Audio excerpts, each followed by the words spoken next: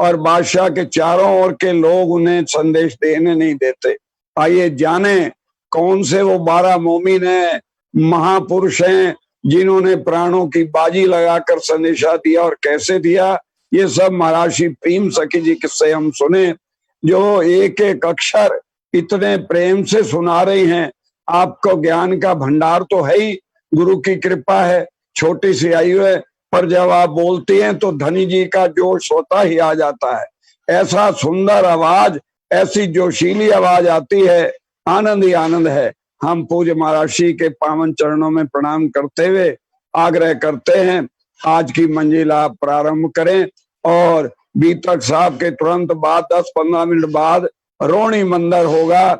आज का वार्षिक उत्सव शुरू, अखंड पारायण बिठाया जाएगा, भागवत कथा शुरू होगी।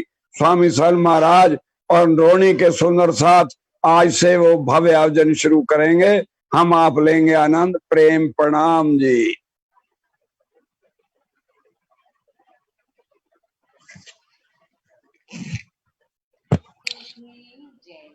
श्री प्राणनाथ प्यारे की जय। श्री बाईजी राज महारानी की जय। श्री कृष्ण कन्हैया लाल की जय। श्री तीनों पुरी धाम की जय। स्वामी श्री लालदास महाराज की जय। श्री छत्रसाल महाराज की जय। श्री परमहंस चरणदास महाराज की जय। समस्त सुंदर साथ की जय। श्री प्राणनाथ प्यारे की जय।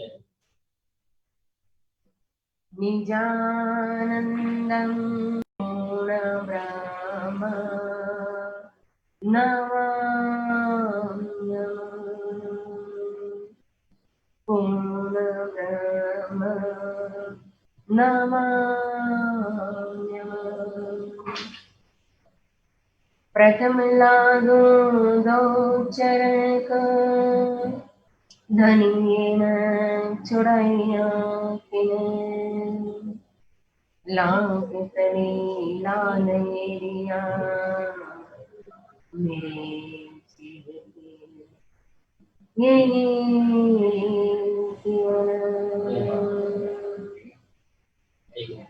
ये चरण कमल रसे के इनसे कुछ बोया वतन ये तन बका अर्श अजीम मेरे जीव के यही जीवन।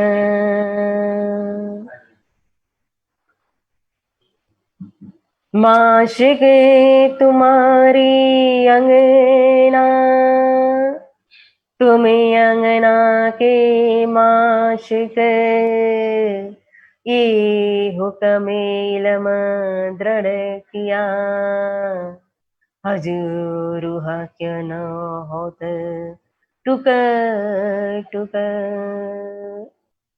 कदमों लागू करूं सिजदा पकड़ के दो पाए हुक्म करते हैं माशिक बीच आशिक के दिल आए बीच आशिक के दिल आए।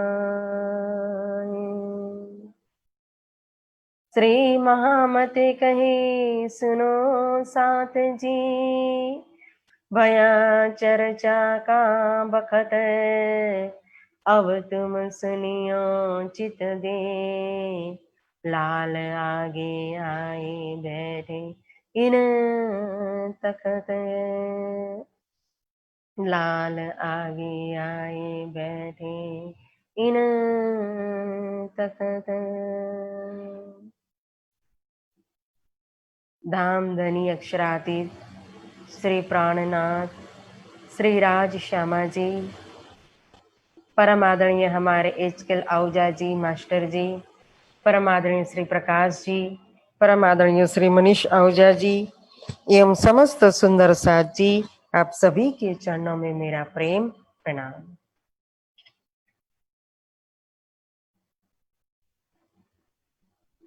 लिखे फारसी में कलाम, तब एक मुल्ला फारसी का हुक्म हुआ दयाराम, बुलाए लाओ तीन को लिखे फारसी में कलाम, लिखे फारसी में कलाम। बोलो श्री सतगुरु महाराज की जय, श्री प्राणनाथ प्यारे की जय, श्री भाईचूराज महारानी की जय। प्यारे सुंदर साथ जी, इस समय हम दिल्ली के अंदर श्री जी साहिब जी के साथ मोमिनों के साथ हैं, और मोमिन इस समय कहो तो दिल्ली के अंदर बहुत ही महत्वपूर्ण कार्य कर रहे हैं, क्योंकि एक विजय तो प्राप्त कर ली थी हिंदू समाज के अंदर। सभी मत मतांतर जहां जमा हुए थे, सभी सिद्धांत वाले, हरिद्वार की वो पवित्र धरती और कुंभ का मेला था, और जहां स्वयं महामती श्री प्राणनाथ जी बुद्ध निष्कलंक अवतार के रूप में जाहिर हुए, ब्रह्म धाम ब्रह्म स्वरूप जाहिर हो गया। सुंदर साथ जी विजय का अभिनंदन पत्र दिया, नई शाखा विजयाभिनंद शाखा बैठी। तो फिर वापस आए थे दाऊद पांडे की हवेली में, क्योंकि दाऊद पांडे की हवेली में एक जमात को छोड़ करके गए थे हरिद्वार। फिर आकर के सुंदर साथ से मिलते हैं, और फिर उसके बाद भी हमने काफी वितक को श्रवण किया था। फिर शाहगंज की हवेली में आए, फिर अनूप शहर गए, फिर लाल दरवाजा की हवेली न, तो फिर सराय रोहिल खान की हवेली में इस समय कहो तो विराजमान है श्री जी साहेब जी। अब यहाँ हुक्म हुआ श्री जी का दयाराम भाई के ऊपर कि एक कोई व्यक्ति को लेकर के आओ तो जो हिंदी और फारसी का जानकार हो। तो दयाराम भाई एक कायम मुल्ला को लेकर के आते हैं जो दोनों भाषा का जानकार है। फिर इस लड़के को कायम मुल्ला को वेतन देकर के चाकरी के ऊपर रखा हुआ है, रूपांतर करने के लिए, भाषांतर करने के लिए, ट्रांसलेशन करने के लिए, कि जो फारसी भाषा में है उसका अब हिंदी में कर रहे हैं। तो विशेष करके इसमें शेख जी मीरा जी का किस्सा, तो मीरा जी मतलब यहाँ समझ लो कि लालदास जी महाराज हैं, और शेख जी मतलब समझ लो श्री जी साहिब जी हैं, क्योंकि मीरा जी और शेख जी का संवाद वहां लिखा हुआ है, जिसमें मीरा जी प्रश्न करते और शेख जी कहो तो उनका आंसर देते हैं। तो इसके अंदर जो मूल संवाद की जो बातें थी, मूल बुनियाद की बातें, प्रेम संवाद की बातें, इश्क रब्द की बातें, उसकी जिल्द बांध करके तैयार कर रहे हैं, और तैयार करके फिर छोटी छोटी जिल्द बना करके कहो तो सब जगह कर भेज दी। जो जो कहो तो सुल्तान के यार थे, हर जगह पर उनको दिया।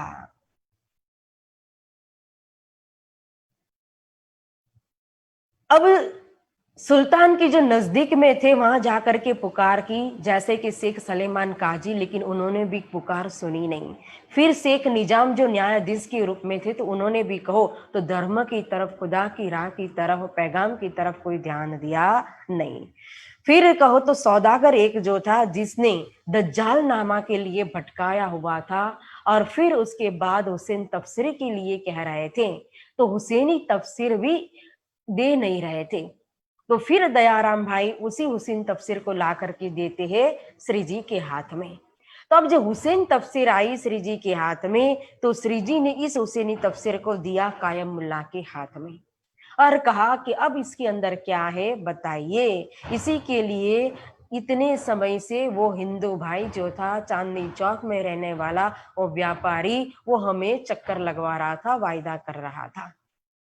तो फिर इस समय जब कायम मुल्ला को हुसैनी तफसीर दिया, तो उसके अंदर जब हुसैनी तफसीर को खोला, तो इन्ना इंजुल्ला सूरत इन पड़ी तामे तीन तकरार, इशारते सारी खुली जो लिखी परवर दिगार।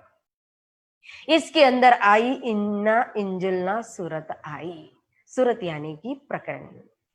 अब इन्ना इंजुल्ला सूरत पढ़ करके सुनाया कायम मुल्ला ने, जिसके अंदर सारी इशारत जो है वो परवर दिगार ने जो मोहम्मद साहिब के द्वारा लिखी थी, वही सारी बात यहाँ निकली, जिसके अंदर हम ही थे व्रजरास में हम तीसरे आए, यह तो वही बात है जो हमको कही तित्ता। परम धाम की बातें थी जिसके अंदर कहो तो व्रजरास लीला की बात, और पहले ब्रज में आए, ब्रज में से रास में गए, फिर ये प्रतिबिंब कालमाय के ब्रह्मांड के अंदर आए। तो यह बात जब सुनी श्री जी ने तो तुरंत विचार करने लगे, यह तो हमें धनी श्री देवचंद्र जी महाराज ने जो बताया था वही व्रजरास और जागनी ब्रह्मांड की सारी इशारतें कुरान के अंदर लिखी हुई है। तो दिल बहुत गदगद हो रहा है, खुश हो रहा है, और कहते हैं कि और सूरत निकाल करके पढ़ो, देखो क्या लिखा है इसके अंदर।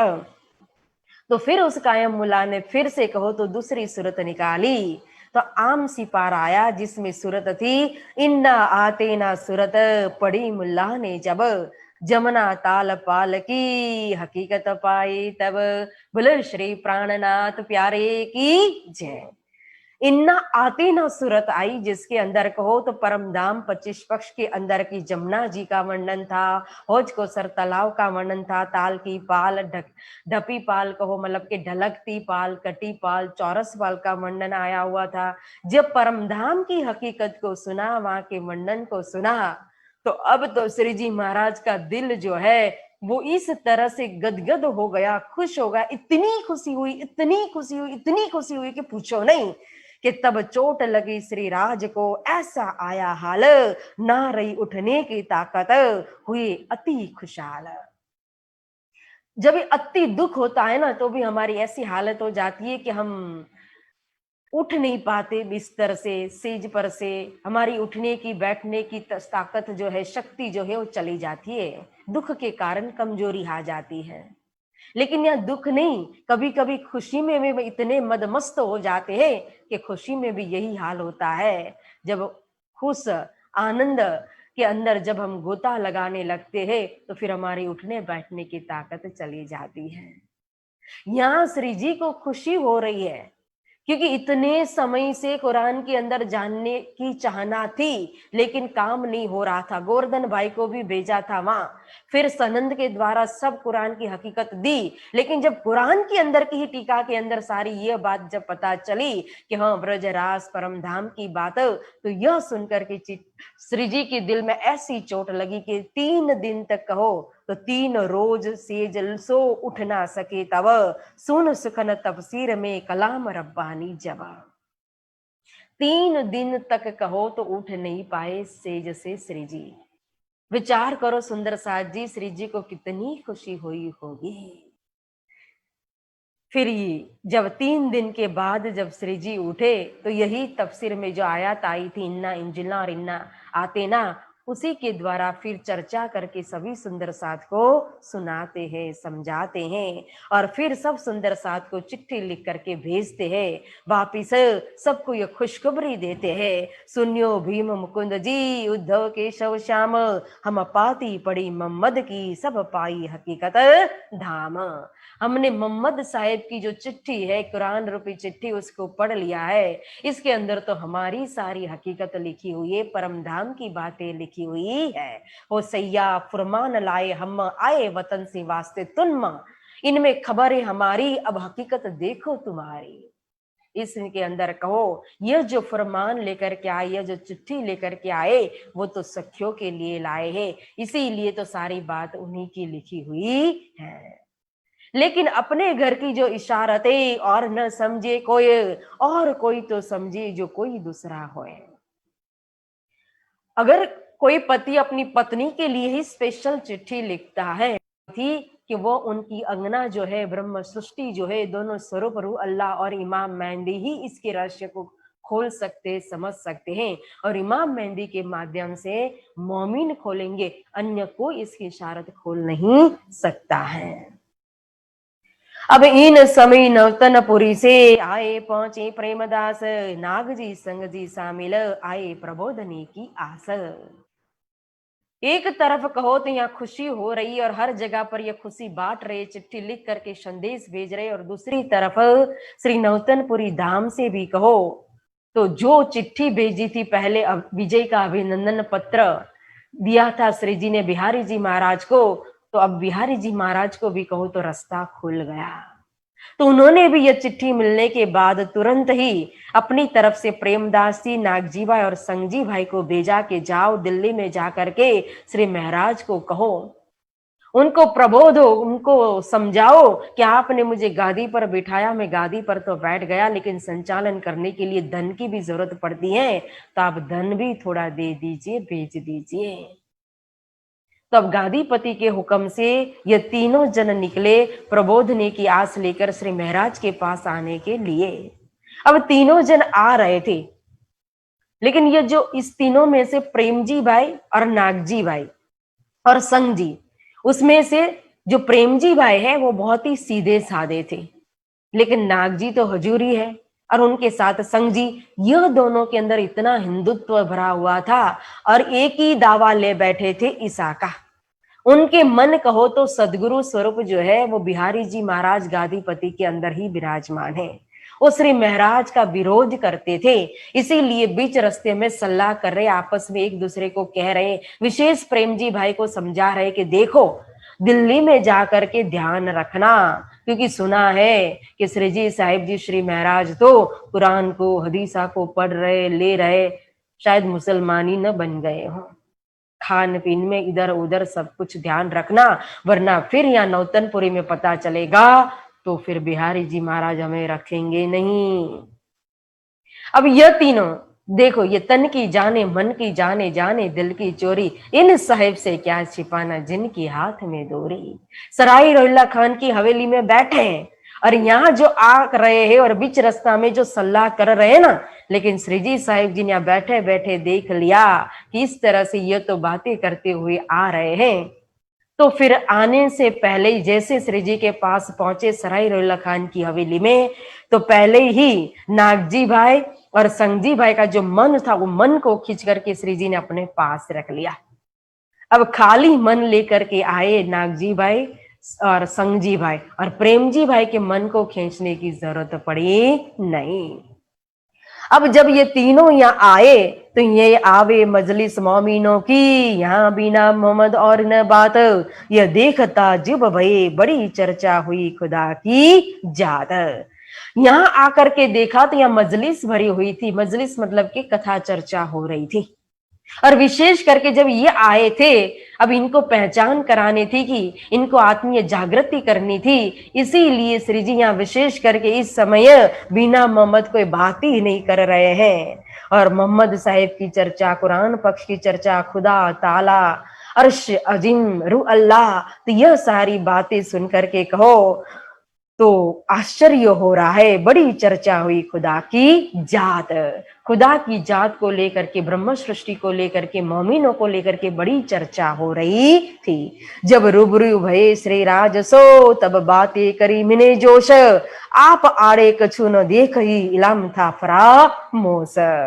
बोलो श्री प्राणनाथ प्यारे की जय।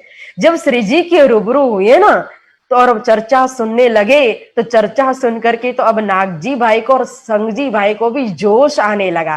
उनके अंदर जो अज्ञानता का जो पर्दा पड़ा हुआ था, जो फरामोशी पड़ी हुई थी ना, वो इन ज्ञान के द्वारा चर्चा के माध्यम से कहो तो सारी फरामोशी हट गई, पर्दा हट गया, अज्ञानता दूर हो गई, आत्मा जागृत हो गई।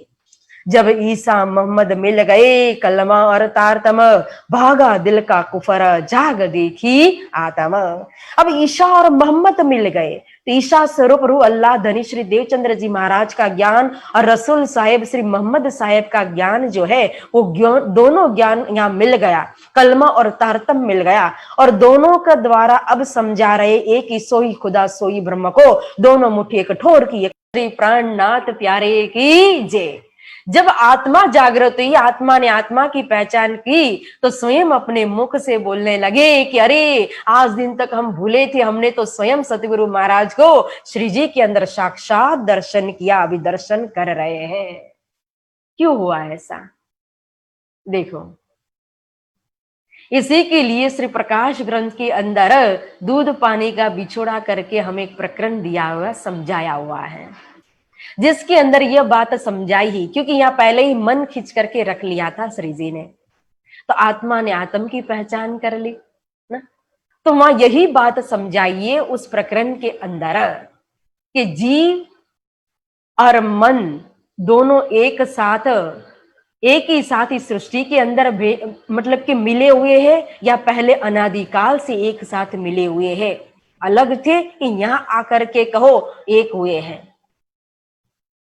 तो यह प्रश्न सनकादिक के मन के अंदर था। तो यह प्रश्न का समाधान करने के लिए सनकादिक मुनि आते अपने पिताजी ब्रह्मा जी के पास हैं। और ब्रह्मा जी से आकर के सनकादिक ने प्रश्न किया कि हे पिताजी, यह जीव और मन सृष्टि से ही कहो शुरू से ही अनादि काल से एक है कि सृष्टि में आकर के एक हुए हैं? तो ब्रह्मा जी ने कहा कि नहीं, ये तो सृष्टि में आकर के एक हुए हैं कुछ। तो सनकादिक ने फिर प्रश्न किया, तो पिताजी फिर एक हुए तो इनको अलग करके बताइए, मुझे समझाइए किस तरह से दोनों अलग अलग हैं। अब इस तरह से विवेचन करके समझाने की ताकत नहीं थी ब्रह्मा जी के अंदर। तो फिर मन ही मन उन्होंने भगवान विष्णु की शरण ली, उनका ध्यान किया। तो भगवान अब आ गए सभा के अंदर ब्रह्मा जी के पास, सनकादिक मुनि के पास। लेकिन भगवान विष्णु आने से पहले वो भी रूप बदल करके आते हैं। उन्होंने हंस का रूप धारण कर लिया, क्योंकि दूध और पानी को अलग करने वाला तो हंस होता है, इसीलिए भगवान ने हंस का रूप धारण किया। जब हंस का रूप धारण करके भगवान सभा के अंदर आए तो उसके पहले उन्होंने क्या किया, सनकादिक का जो मन था उस मन को खींच लिया था और अपने पास रख लिया था। फिर सभा के अंदर एंट्री की तो जैसे ही अंदर आए भगवान, तो हंस रूप था, लेकिन फिर भी सनकादिक की आत्मा ने भगवान की आत्मा को पहचान कर ली और साष्टांग दंडवत प्रणाम किया। और जैसे ही सनकादिक खड़े हो गए तो भगवान ने उनका मन भी उनको वापस दे दिया। और जब मन वापस दे दिया तो सनकादिक ने प्रश्न किया कि आप कौन हो?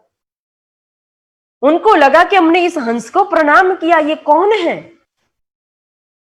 तो भगवान ने फिर प्रश्न किया सनकादिक को कि पहले आपने क्या पहचान करके मुझे प्रणाम किया था? तो सनकादिक का मुख बंद हो गया, कुछ भी वो बोल नहीं पाए। तो विवाद यहीं अटक गया था। अब दोनों अलग है यह बात तो वहां खुलस्त हो गई, लेकिन जाहिर में समझाने की ताकत किसी की भी नहीं थी अलग करके बताने की, इसलिए वहां यह बात खुलस्त नहीं हुई। श्रीमद् भागवत के अंदर भी 11वें स्कंद के अंदर कहो तो यह स्टोरी, यह कहानी, यह संवाद आता है, लेकिन वहां भी इस बात को खुलस्त करके समझाया नहीं है। लेकिन यहाँ श्री जी प्रकाश ग्रंथ के अंदर स्वयं महामती इस बात का खुलासा करते हैं कि ये दोनों ही सृष्टि में आकर के फिर दोनों एक हुए, दोनों मिले हैं। इसका मतलब है कि दोनों अलग है। तो किस तरह से अलग है?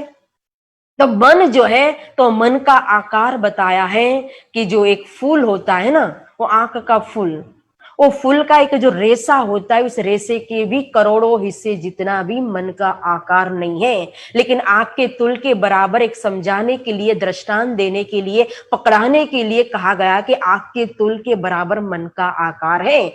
तो में देखेंगे तो एक रुई का एक धागा ले लो, एक धागे के करोड़ों हिस्से जितना भी मन का आकार नहीं है। मन जो है वही संकल्प विकल्प करने वाला है। मन जो है वो यहां आकर के जीव के ऊपर बैठा हुआ है। क्यों? जब जीव अज्ञानी होता है, जीव के ऊपर कहो तो अंधकार होता है, जीव जागृत नहीं होता है, तो फिर जीव मन के पीछे भागता है। तभी चींटी कुंजर को बैठी निगल, तब माया रूपी चींटी, मन रूपी चींटी कहो तो हाथी समान आत्मा को भी निगल लेती है, जीव को भी अपने पीछे पीछे फिर दौड़ाती है, बंधन में आ जाता है जीव। लेकिन जब जीव जागृत होता है तो फिर मन को अपने पीछे पीछे दौड़ाता है। इसीलिए कहा मन के हारे हार है, मन के जीते जीत, मन ही करावे सत साहेबी, मन ही करावे फजीती। जब जीव चेतन शक्ति आती है इस वजूद के अंदर, तभी तो गुण अंग इंद्रिय सब सक्रिय बनते हैं, अंतस्करण सक्रिय बनता है। जैसे ही चेतन शक्ति जीवात्मा निकल जाता है तो फिर न मन चलता है, न बुद्धि चलती है, कुछ भी नहीं होता है ना। तो फिर मन को पावर देने वाली शक्ति, एनर्जी कहां से आती है? वो एनर्जी, वो पावर उनको चेतन शक्ति से, जीव से मिलता है। तो इस तरह से दोनों अलग हैं, यहाँ आकर के मिले हैं। लेकिन जागृत बुद्धि है, जागृत मन है, जागृत जीव है, तो जागृत जीव मन को अपने पीछे दौड़ाएगा, नहीं तो फिर जीव को मन अपने पीछे नचाएगा। तो यहां भी जब नागजी भाई और संगजी भाई के मन को खींच लिया तो आत्मा तो जीव तो पवित्र है, तो आत्मा ने आत्म की पहचान कर ली, तो श्री जी साहिब जी की पहचान कर ली, मोहम्मद साहिब की पहचान कर ली, और श्री जी साहिब के अंदर जो स्वरूप विराजमान है स्वयं साक्षात सदगुरु महाराज धनी श्री देवचंद्र जी महाराज, तो उन स्वरूप की भी पहचान कर ली। तभी स्वयं अपने मुख से कहने लगे कि भाई हमको पहचाना, हम श्री देवचंद्र जी को देखे, इतना देखो। फिर यह जब पहचान की तो उन्होंने चिट्ठी लिख लिख करके भी भेज दिया सब सुंदर साथ को गांव गांव में कि हम अबलो भूले थे, आज दिन तक हम भूले, हमने सोचा था, हमने मान लिया था कि सदगुरु महाराज तो गादीपति के अंदर श्री बिहारी जी महाराज के अंदर है, लेकिन नहीं, हमने अपनी आंखों से दर्शन किया है कि श्री जी साहिब जी के अंदर है। हम तो ईमान लाए हैं, आप भी जहां जहां हो तो श्री देवचंद्र जी के ऊपर ईमान लेकर के आना, उनके ऊपर विश्वास करना, श्री जी साहिब जी की पहचान करना। इतना ही नहीं, अब चिट्ठी तो भेज दी। अब श्री जी ने शेख बदल भाई, अब शेख बदल भाई कौन थे? मुसलमान थे, लेकिन 12,000 में शामिल खासल खास सुन्नत जमात के अंदर है, ब्रह्म सृष्टि है।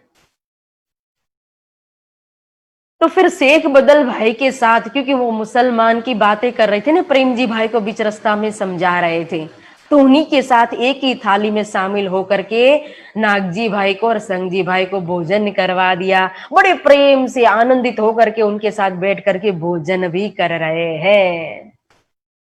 इस तरह से यहाँ 22 दिन रहे श्री जी के सानिध्य के अंदर, बहुत ही आनंद मंगल में रहे, चर्चा भी सुनी, पहचान भी करी। अब जिस आस से आए थे, प्रबोधने की आस लेकर के, धन के लिए आए थे, तो श्री जी ने उनको धन भी दे दिया। अब 22 दिन के बाद वो श्री जी के पास से विदाई ले रहे हैं, तो धन के साथ साथ श्री जी ने उनका मन भी वापस दे दिया कि आप अपना मन भी साथ में ले जाइए। अब यहां से विदाई लेकर के चले, जब इत से पीठ दई तब घेरे शैतान, बस बसा करने लगा छीन लिया ईमान।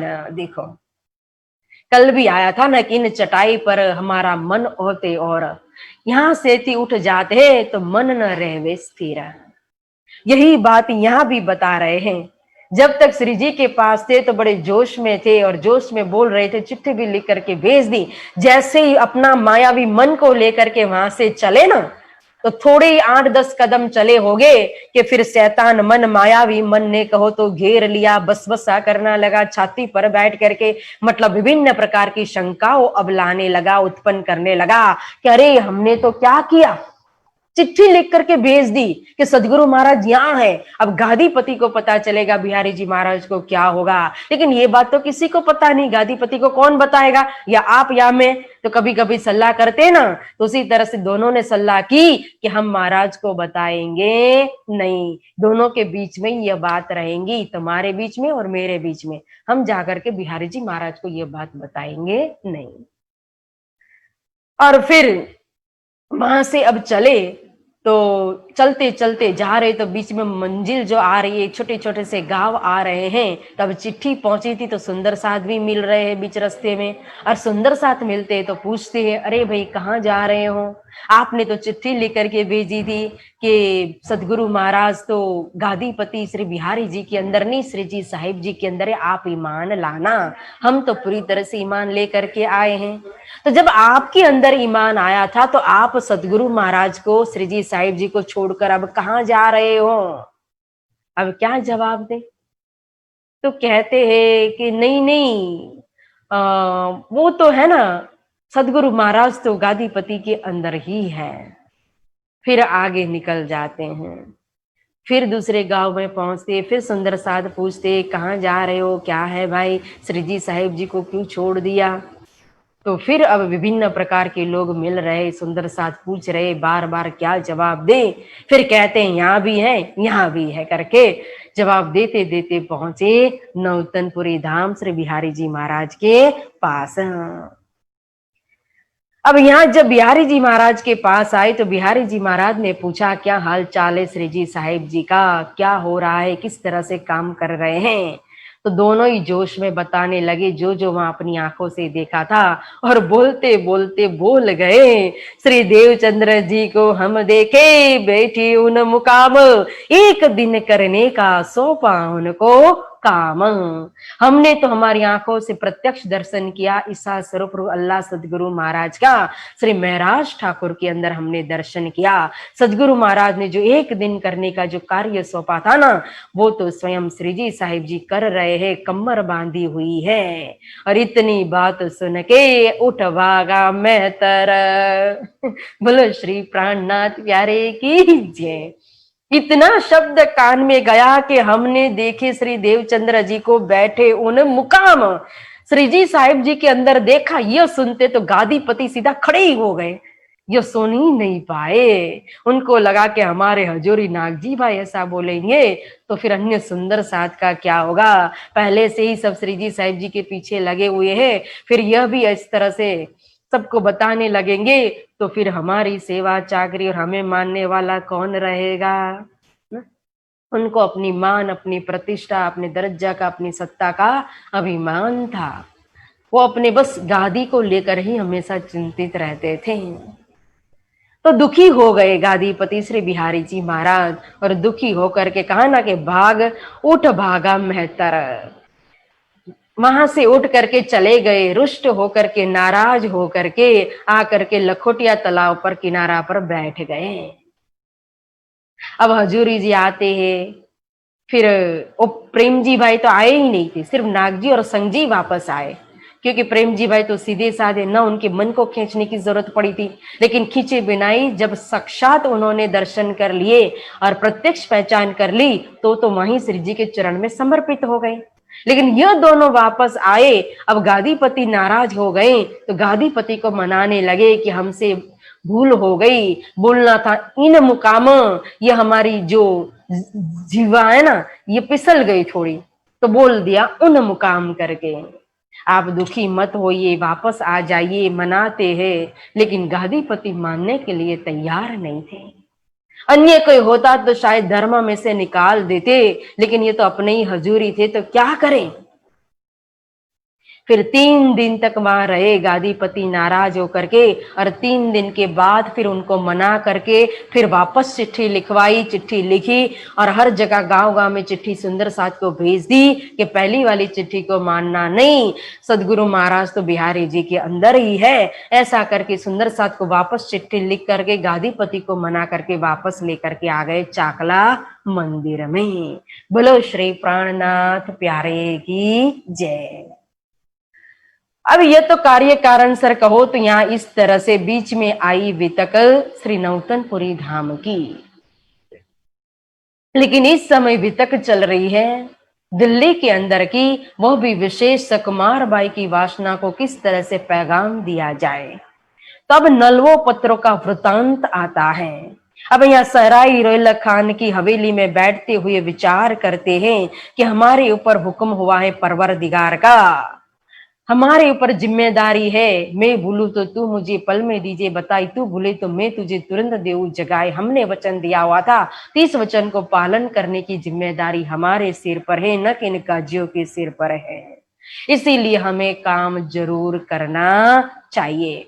तो फिर गए रजवी खान के वहां मोमिना संदेश देने के लिए। 10 दिन तक वहां गए लेकिन कुछ काम नहीं हुआ। फिर शेख निजाम के घर गए, रोज चक्कर लगाते, 1 मास तक उनके वहां गए, उनको समझाया, लेकिन वह भी धर्म में मुर्दा के समान निकले। फिर सागर मल्ल के घर गए, 10 बार वहां भी चक्कर लगाए, लेकिन कोई काम नहीं होता है। फिर उसके एक दोस्त थे, सागर मल्ल के दोस्त, जिनका नाम था बख्तावर, उनके घर भी गए, लेकिन वो भी धर्म के अंदर कहो तो मुर्दा समान निकलते हैं। कोई सुनने के लिए कयामत का पैगाम, इमाम जाहिर हुए, ईसा जाहिर हुए, 7 निशान जाहिर हुए, कयामत का इंतजार करने वाले आज कयामत के पैगाम को ठुकरा रहे, कोई भी सुनने के लिए तैयार नहीं था। सबके दिल कहो तो दिल के ऊपर मोहर लगी हुई थी, तभी तो उनको इस पैगाम के अंदर की खुशबू उनके दिल तक पहुंच नहीं पा रही थी। लेकिन मोमिन हार नहीं मान रहे हैं। मोमिन ने बैठक बैठाई और बैठ करके विचार विमर्श कर रहे कि यह तो दज्जाल का अमल है, पौरा है, अब किस तरह से हमें काम करना चाहिए, क्योंकि हमारे ऊपर फर्ज उतारने की जिम्मेदारी हमारे ऊपर है, पैगाम पहुंचाने की। तब हम क्या करें? तो विचार किया कि हम नलवा जो है नलवा बना करके, चिट्ठी बना करके देते हैं और घर घर जा करके फिर पुकार करते हैं, शायद हमारी पुकार सुन लें। तब सराय रोहिल्ला खान की हवेली में 4 मास रहते हैं, फिर वहां से आते हैं चांदनी चौक में और वहां एक हवेली लेते हैं। लेकिन यहाँ भारी शोर शराबा होना लगा, हवेली भी मिलना मतलब कि मिलना मुश्किल हो रहा था। फिर मिल जाती है तो रहना मुश्किल हो रहा था। थोड़े दिन होता है, किसी को कुछ पता चलता है, शंका होती है, तो फिर हवेली खाली करवाते, फिर दूसरी हवेली में जाना पड़ता है। और फिर अब तो इस मुसलमान पठान जो थे उन्होंने भारी तूफान मचाया हुआ था, शोर शराबा कर दिया था। तब मोमिनों ने फिर विचार विमर्श करके श्री जी साहिब जी से कहा कि हे धनी, काम तो जरूर करना है और हम आपकी आज्ञा से ही कार्य करेंगे और पैगाम पहुंचा कर ही रहेंगे, आप चिंता मत कीजिए। लेकिन हमारी एक बात सुनिए, आप मानिए। अगर हमारे ऊपर कोई आपत्ति आई, हमें कोई दुख कष्ट हुआ, तो आप उसका निवारण जरूर कर लोगे। लेकिन इन मुसलमानों का कोई भरोसा नहीं है। अगर आपके ऊपर कुछ आपत्ति आ गई, आप ही को ले गए पकड़कर, तो फिर हम क्या करेंगे? हमारी ताकत नहीं है कुछ भी करने की आपके बिना। इसलिए आप एकांत में एक जगह पर एक ठोर पर बैठिए, हम आपके पास एक एक खबर पहुंचाएंगे और आपकी भी खबर लेंगे, चिंता मत करना, और हम यहाँ कार्य करेंगे। जब मोमिनों ने बहुत ही कहा तो फिर मोमिनों की बात श्री जी ने सुन ली और फिर अब एकांत में एक ठोर पर जा रहे कामापाड़ी के अंदर विराजमान हो रहे हैं। जब कामापाड़ी जा रहे थे तो इस समय उनके साथ पहुंचाने के लिए 2 मोमिन भी है साथ में। तो जब श्रीजी साहिब जी कामापाड़ी जा रहे तो बीच में सुंदरी एक सन्यासी न मिली, रेती में आए, दीदार कर पीछे फिरी और नजरों न आया ताहे। एक सुंदरी आती है, कन्या आती है, सुंदर कन्या सन्यासी का भेष धारण करके आती है और आ करके रेत में श्री जी साहिब जी के दर्शन करती है। साष्टांग श्री जी साहिब जी को उन्होंने प्रणाम किया। किसी को पता नहीं चला क्या हुआ, श्री जी जाने और वो सुंदरी सन्यासिनी जाने। तो ये सन्यासी प्रणाम करके चुपचाप फिर चली जाती है। तो यह कौन थी सन्यासिनी? तो यह जो सन्यासिनी है वो गंगा देवी थी। क्योंकि आप जानते हो शायद 4 युग, जो 4 युग में जब राजाओं का वर्णन हुआ था तभी भी शायद गंगा देवी के प्रकटीकरण का वर्णन हुआ था कि जो सगर राजा, उन्होंने जब अश्वमेध यज्ञ करने के लिए तैयारी की और अश्व छोड़ दिया था यज्ञ करने के लिए, तो फिर इंद्र जो है उस इंद्र ने इस अश्व को चुरा करके कपिल मुनि जहां तप कर रहे थे उनके आश्रम के अंदर इस घोड़े को, इस अश्व को बांध दिया था। तो जब सगर राजा के पुत्र उस अश्व को ढूंढने के लिए गए तो ढूंढते ढूंढते जब कपिल मुनि के आश्रम में आए तो यहां आकर के देखा तो उनको लगा कि इन मुनि ने ही कहो हमारा घोड़ा चुराया है। तो उनके अंदर जब कुविचार उत्पन्न हुआ मुनि जी के प्रति, तो अंदर ही अंदर एक अग्नि प्रकट हुई, जिस अग्नि के अंदर उनके सभी पुत्र जो थे वो भस्म हो गए और अधोगति में गए। अब अंशुमान जो था सगर राजा के भाई का पुत्र था, वो अपने भाइयों को ढूंढने के लिए जब निकला और ढूंढते ढूंढते यहां तक पहुंचा तो अपने मरे हुए भाइयों की राख देखी उन्होंने। फिर कपिल मुनि के आश्रम में मुनि को तप करते हुए देखा तो कपिल मुनि की प्रार्थना करने लगे और उनको रिझाया। और जब कपिल मुनि प्रसन्न हुए तो कहा कि मेरे जो भाई है उन भाइयों की अधोगति हुई है, इनकी मुक्ति का मुझे उपाय बताओ, इनकी गति हो मेरे पितरों की। तो कपिल मुनि ने कहा कि इनकी गति तो गंगा देवी के द्वारा ही हो सकती है, आप तपस्या करो और इस धरती के ऊपर गंगा को प्रकट करो। तो फिर अंशुमान ने तपस्या की थी। फिर अंशुमान के बाद कहो तो दिलीप राजा ने तपस्या की। दिलीप राजा के बाद भगीरथ नाम के राजा ने तपस्या की और भगीरथ के समय में ब्रह्मा जी प्रसन्न हुए थे और ब्रह्मा जी ने कहा, प्रकट होने के लिए वरदान दिया, लेकिन गंगा कहती है कि मैं प्रकट होंगी लेकिन मुझे झेलने की अगर किसी के अंदर ताकत नहीं होगी तो फिर मैं धरती को फाड़ करके नीचे पाताल लोक के अंदर चली जाऊंगी। तो फिर ब्रह्मा जी ने कहा कि शिव जी को प्रसन्न करो, शिव जी ही ये कार्य कर सकते हैं। तो फिर शिव जी की तपस्या की और भगीरथ राजा ने शिव जी को प्रसन्न किया और शिव जी ने फिर वरदान दिया कि कोई बात नहीं, गंगा देवी को कहो प्रकट हो, मैं अपनी जटा के अंदर उनको धारण कर लूंगा। फिर ब्रह्मा जी के कमंडल नाल से देवी गंगा प्रकट होती है और आकर के महादेव की जटा के अंदर समाती है। फिर महादेव को जब प्रार्थना की तो उस जटा में से गंगा देवी को फिर धरती के ऊपर प्रकट करते हैं और इसी गंगा के द्वारा उनके पितरों का उद्धार हुआ था। तो तब उस समय जब धरती के ऊपर गंगा देवी आ रही थी तो उस समय फिर गंगा ने कहा था ब्रह्मा जी से कि सब आकर के कहो तो मेरे अंदर डुबकी लगाएंगे अपने पाप को धोने के लिए, लेकिन मैं कब तक सबके पाप धोती रहूंगी, मेरी मुक्ति कब होगी। तब ब्रह्मा जी ने कहा था कि हे सन्यासिनी, हे देवी, आप चिंता मत कीजिए। 28वें कलयुग के अंदर बुद्ध कल की अवतार प्रकट होने वाले हैं, उनके दर्शन मात्र से आपकी मुक्ति हो जाएगी, आपकी गति होगी।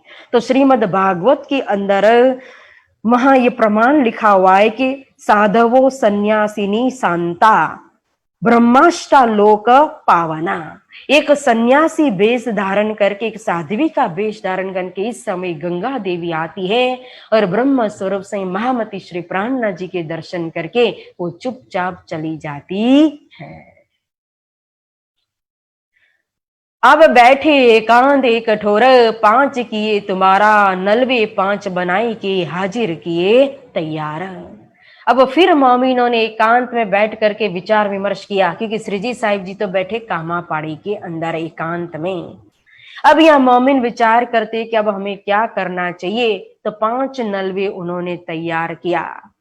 फिर इस नलवे के अंदर कयामत की सारी हकीकत लिखी थी और इमाम की पहचान कराने वाले जो 7 निशान है कि दागा नाम का जानवर जाहिर होगा, दज्जाल जाहिर होगा, आजुज माजुज जाहिर होंगे, असराफिल सुर फूकेगा, मगरब से सूर्य उगेगा, ईसा और इमाम जाहिर होंगे।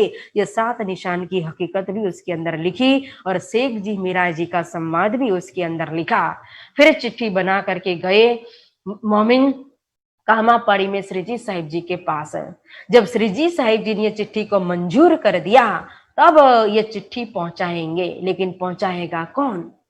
तो कांजी भाई आगे आए चिट्ठी पहुंचाने के लिए। अब कांजी भाई जाते सबसे पहले सिख इस्लाम काजी के घर और जा करके चिट्ठी दिया और कहा कि एक फकीर जो बास में पहाड़ में बैठे, उस फकीर ने मुझे आपके पास भेजा है चिट्ठी देने के लिए। मैं उनका कासिद हूँ, उनका नौकर, उनका चाकर हूँ। मुझे तो ये चिट्ठी पहुंचाने का वेतन देंगे वो फकीर, इसलिए मैं आपके पास आया हूँ। इस चिट्ठी का आप जवाब देना ताकि मैं ये जवाब लेकर जाऊं और फकीर को दूं और फकीर मुझे मेरा वेतन दे दे। तो काजी ने पूछा वो फकीर कहाँ रहते हैं ना? तो बोले यहाँ पास में ही एक पहाड़ में वो फकीर रहते हैं। फिर कहा कि मुझे ही दिया है कि अन्यों को भी चिट्ठी दी है? नहीं नहीं, मेरे पास अन्य भी 4 नलवे हैं। किस किस के नाम भी बता दिए। तो कहा कि उनके पास जाओ, उनके पास से पहले पैगाम का संदेश लेकर के आओ, फिर मैं भी जवाब दूंगा। फिर गए रजवी खान के घर। अब कांजी भाई जा रहे, किस घर में जा रहे, फिर बाहर निकलने में कितना समय लग रहा है। उनके पीछे भी 2 मोमिन सीआईडी के रूप में काम कर रहे हैं, सेवा कर रहे हैं, क्योंकि इनका कोई भरोसा नहीं है इन मुसलमानों का। तो फिर रजवी खान के घर गए, उसने भी पूछताछ की तो जवाब देकर वहां से भी निकल गए। फिर शेख निजाम के घर गए, शेख निजाम ने पूछा कि तुमको किसने भेजा है लिखकर, ये तो कयामत का पैगाम लेकर के आए हो, इस समय ये पैगाम देने के लिए तुम्हें किसने भेजा है? तो तुरंत कांजी भाई ने कहा कि सैयद मोहम्मद इब्न इस्लाम ने मुझे भेजा है। किस तरह से होशियारी से काम कर रहे हैं। फिर कहा कि कहाँ पर है वो? तो कहा बैठा गोसे एक तीर, यहाँ से एक तीर चलाओगे, जितनी दूर तक वो तीर जाएगा ना, वहां पर ही वो फकीर बैठे हुए हैं। फिर वहां से भी निकल गए, आकिल खान के घर पहुंचे। उन्होंने तो चिट्ठी लेने से ही इनकार कर दिया कि इस चिट्ठी के ऊपर मेरा नाम एड्रेस नहीं है, तो बिना नाम की चिट्ठी में लूंगा नहीं। फिर सिद्दी पौलाद के घर गए और उनको भी चिट्ठी दी, तो उसने भी कहा अन्य से भी जवाब लेकर के आओ, फिर मैं जवाब दूंगा। तो ये सारी हकीकत जो जो जिस दिन जो जो कार्य होता है, सारा कार्य की खबर एक एक खबर पहुंचा है तहे कामापाड़ी के अंदर श्री जी साहिब जी के पास। और फिर दूसरे दिन वापस कांजी भाई जाते हैं पैगाम का संदेश लेने के लिए, जवाब लेने के लिए, लेकिन फिर भी कोई जवाब मिलता नहीं है। अब 15 दिन हो गए, सबके घर जाते हुए पुकार करते हुए फिर जाए जुका शेख निजाम के यहाँ, मोए देवो जवाब, तब जवाब इन्होंने दिया एक काम नहीं शिताब। अब शेख निजाम के घर जाकर के जवाब मांगते हैं कि भाई मुझे 2 शब्द भी लिख करके दो ताकि मैं जाकर के उन फकीर को दूं और फकीर मुझे मेरा वेतन दे। तो वो कहता है कि अरे यह तो उतावल का काम नहीं, तुम तो इमामत का दावा लेकर के आए हो, ये तो काम सुल्तान का, क्या जवाब देवे हम, ये मेरा काम नहीं, ये तो सुल्तान का काम है, हम सब पांचों मिल करके जवाब देंगे। तो फिर वहां से भी निकल गए, फिर आए शेख इस्लाम काजी के घर और वहां जवाब मांगते तो उसने कहा कि अरे ये मुकद्दमा कयामत में पड़त आजीज भैया, आप तो कयामत का पैगाम, कयामत का दावा लेकर के आए हो, अभी तो कयामत आई नहीं है, आना बहुत दूर है, इस समय क्यों कयामत का पैगाम लाए हो। तो इस तरह से फिर कहते कि हम पांचों मिल करके जवाब देंगे, जाओ यहाँ से। फिर गए सिद्दी पोलाद के घर जवाब लेने के लिए, तो सिद्दी पोलाद भी कहता ये तो काजी मुल्ला का काम है, जवाब देना मेरा काम नहीं है। तब फिर कांजी भाई ने कहा कि अगर आप जवाब नहीं दे सकते तो यह चिट्ठी पहुंचाओ सुल्तान के पास, इसका जवाब हमें सुल्तान ही देगा। तब कहा कि हमारा बूता नहीं, हमारी ताकत नहीं है, हमारे अंदर इतनी हिम्मत नहीं है कि हम सुल्तान के पास जवाब मांगे, अगर कुछ भी इधर उधर बोलने में हो गया ना तो वो तो हमें फांसी पर लटका देगा।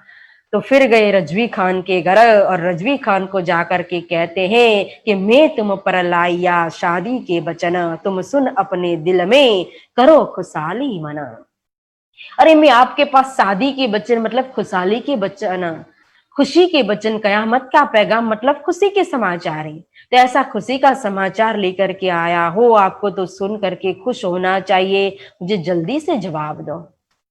तो वो कहता है कि क्या शादी करे हम, आज ही कयामत लाया, चाहिया मारिया तुम, अरे क्या खुशी मनाए, आप तो कयामत का पैगाम मतलब मौत का पैगाम लेकर के आए हो, क्योंकि जाहिरी अर्थ करते थे कयामत का जाहिरी अर्थ वो लेते थे मौत, इसी के कारण कहो तो फिर वो पैगाम को स्वीकार करने के लिए तैयार नहीं थे। इसलिए कांजी भाई से कहते जी करता है कि तुम्हें तो यहाँ ही जिंदा मार करके दफना देना चाहिए। 2 महीने तक सभी ने वायदा किया, भटकाया, लेकिन किसी ने भी पुकार सुनी नहीं, जवाब दिया नहीं, लेकिन फिर भी अभी तक मोमिन हिम्मत हारे नहीं है। अब एक बाग के अंदर मंत्रणा की मोमिनों ने और सभी को बुलाते, जितने भी बड़े बड़े सेठ साहूकार महाजर जो भी मोमिन थे, सुंदर साथ जी, दिल्ली के अंदर के आसपास के सभी सुंदर साथ को इस बाग के अंदर, जो बाग कहा जाता है रोशनारा बाग, जो यहाँ हमारे शक्ति नगर दिल्ली ये कृष्ण प्रणामी मंदिर यहाँ पास में ही है, 2 मिनट का रास्ता है रोशनारा बाग।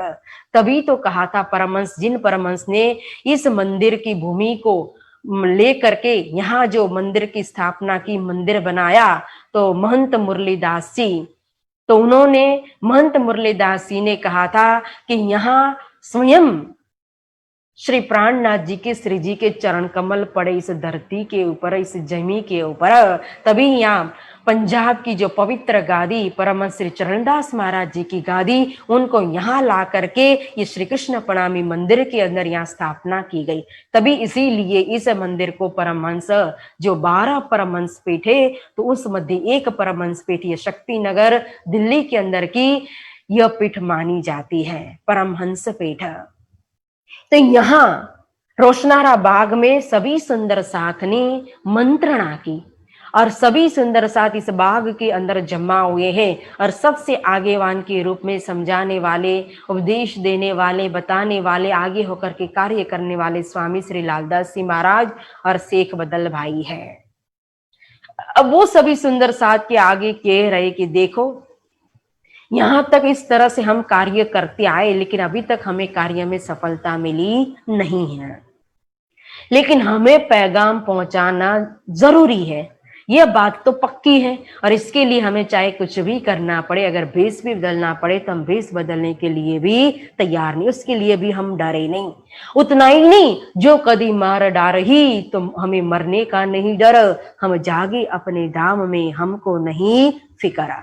अगर अपने धर्म का पालन करते करते अगर हमें अपनी जान की बाजी भी देनी पड़ी ना, क्योंकि बिना आपा दिए लिया ना जाए, ये लश्कर सारा दिल का सो दिल भरी सब चाहे, दिल दे अपना उनका लीजिए कहा है। देखो, अपना दिल दिए बिना उनका दिल जीता नहीं जा सकता है।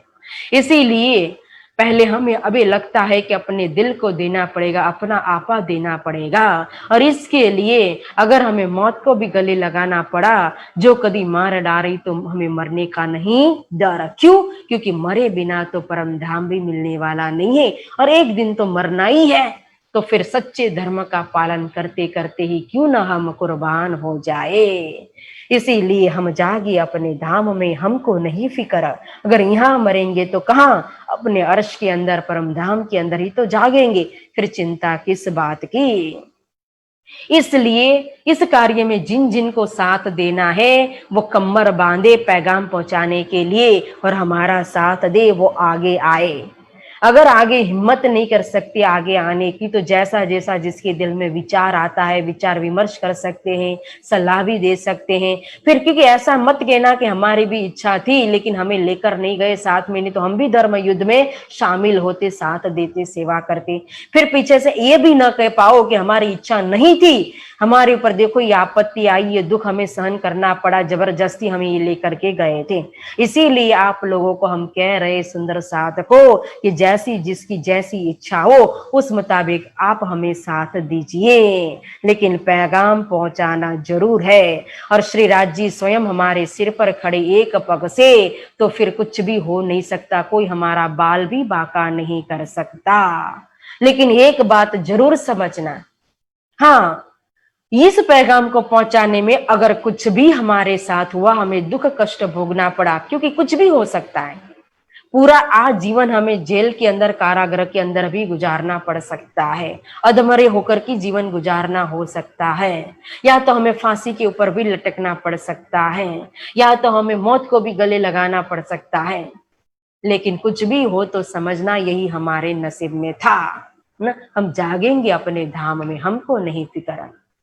लेकिन श्री राज जी की मेहर से हमने विजय प्राप्त कर ली, तो अपने सिर पर मत लेना, श्री जी के सिर पर देना। उनके आशीर्वाद से, उनकी मेहर से हमने फतेह प्राप्त की हुई है।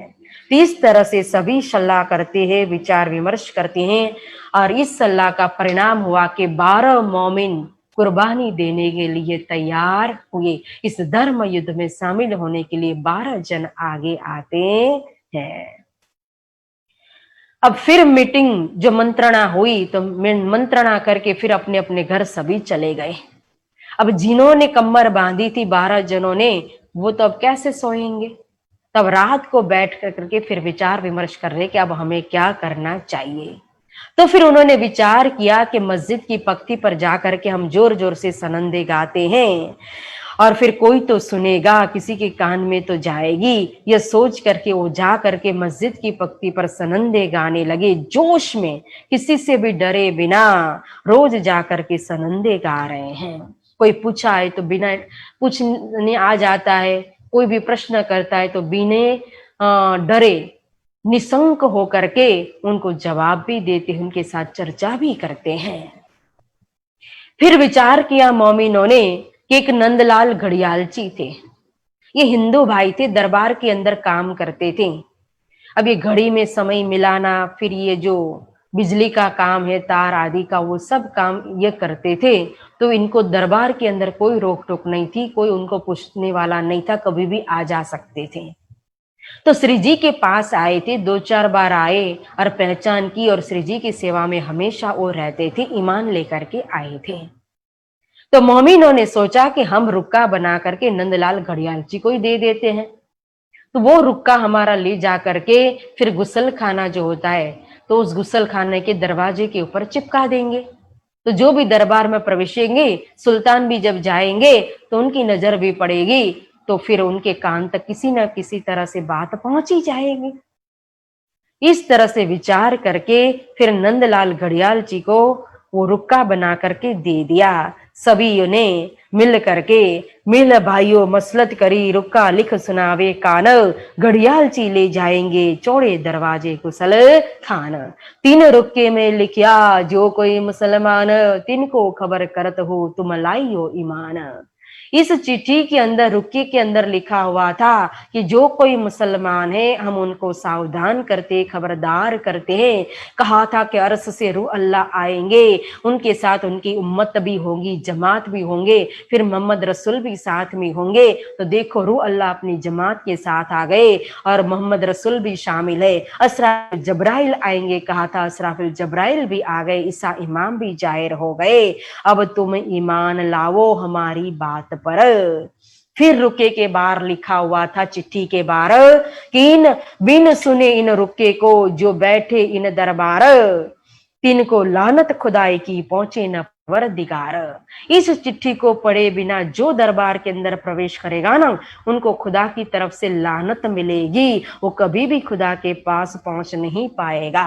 हमने तो अपनी फर्ज बजा दी, अपनी जिम्मेदारी पूरी कर दी। अब गरज आपको हो तो हमें ढूंढ करके निकालो, हमें अपने पास बुलाओ। तो इस तरह से ये चिट्ठी दे दी नंदलाल घड़ियाल जी को और समझा दिया। और नंदलाल घड़ियाल जी ने भी अपना काम कर दिया। जा करके रात को किसी को भी पता न चले, वो गुसल खाने के दरवाजे के ऊपर वो चिट्ठी चिपका दी। अब सुबह हुई, दरबार भरने का समय हो रहा था, तो सभी दरबार में आने लगे। अब जो आता है उसकी नजर जाती है सीधी वो रुके के ऊपर, क्योंकि पहले वहां जाएंगे फ्रेश होने के लिए, फिर चिट्ठी पढ़ते, फिर दरबार में आकर के चुपचाप बैठते हैं। तो इस तरह से सबकी नजर में वो रुक्का आ गया। फिर सुल्तान के आने का समय हुआ और सुल्तान भी आ गए और आकर के सिंहासन पर बैठे। तो उनके कान में यह बात पहुंची, क्योंकि दरबार के अंदर शोर शराबा होने लगा था रुक्का को लेकर के। तो फिर जब सुल्तान के कान में यह बात पहुंची तो सुल्तान ने तुरंत ही उस रुक्के को बुला के लेकर के आओ। तो उस रुक्के को मंगा लिया सुल्तान ने, और सुल्तान ने जब उस रुक्के को पढ़ा, देखा, तो बहुत ही गुस्सा किया सुल्तान ने काजी के ऊपर, शेख सलेमान के ऊपर। क्योंकि सुल्तान ने कहा कि यह चिट्ठी, यह रुक्का जिसने भी यहाँ चिपकाया है, इतनी हिम्मत वो उस व्यक्ति ने कब की होगी, क्योंकि यह काम आपने ईमानदारी से किया नहीं होगा। चिट्ठी पहुंचाने का, सुल्तान तक सबकी फरियाद पहुंचाने का काम किसका था? शेख सलेमान काजी का। तो आपने अपना काम ईमानदारी से नहीं किया, तभी तो यह चिट्ठी यहाँ तक आई है। तो क्यों ईमानदारी से नहीं किया? अब आज के उपरांत आपको यह सेवा करने की जरूरत नहीं है। उनको तो नौकरी से ही निकाल दिया। फिर रख दिया शेख निजाम के बेटे अब्दुल्ला को इस जगह पर, और फिर राज्य के अंदर ढंढोरा फिरवा दिया।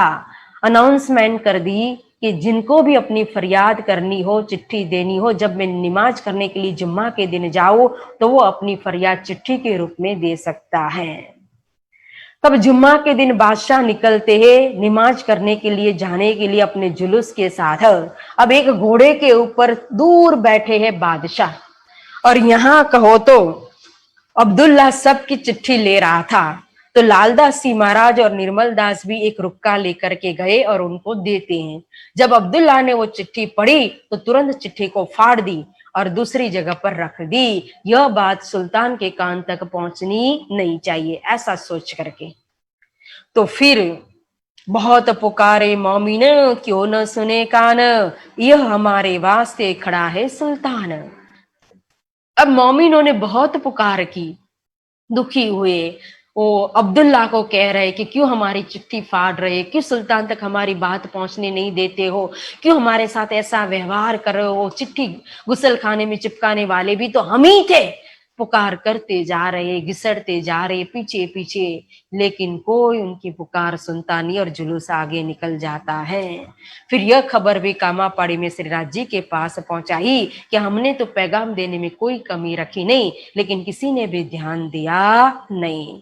लेकिन फिर मोमिन कहते कि हे धनी, आप चिंता मत करना, अब हम एक अंतिम लड़ाई लड़ने जा रहे हैं, आप देखना, और आपके आशीर्वाद से हम जरूर विजय प्राप्त करेंगे। कितनी हिम्मत है मोमिनों के अंदर, अभी तक उन्होंने हिम्मत हारी नहीं है। कहा कि अब हम लड़ने जाते, तुम रहियो होशियार, तुम सिर पर खड़े समरत परवरदिगार। आप समरत परवरदिगार, धाम धनी हमारे सिर पर आपका हाथ है, हस्त कमल है, आशीर्वाद है, हमें कुछ होने वाला नहीं है। यह चिट्ठी लेकर के कांजी भाई आ गए कामापाड़ी में। श्री जी ने जब यह चिट्ठी पढ़ी तो तुरंत चिट्ठी का जवाब दिया कि आकले काम मत करना, आकले काम शैतान का, ठंडे हक से होए। जब तक मैं न आऊं, आप विचार विमर्श आपस में न कर ले, तब तक कोई उतावल से काम करना नहीं। फिर जवाब लेकर के कांजी भाई आए। अब तो मोमिन अंतिम लड़ाई धर्म युद्ध करने के लिए श्री जी का इंतजार करने लगे।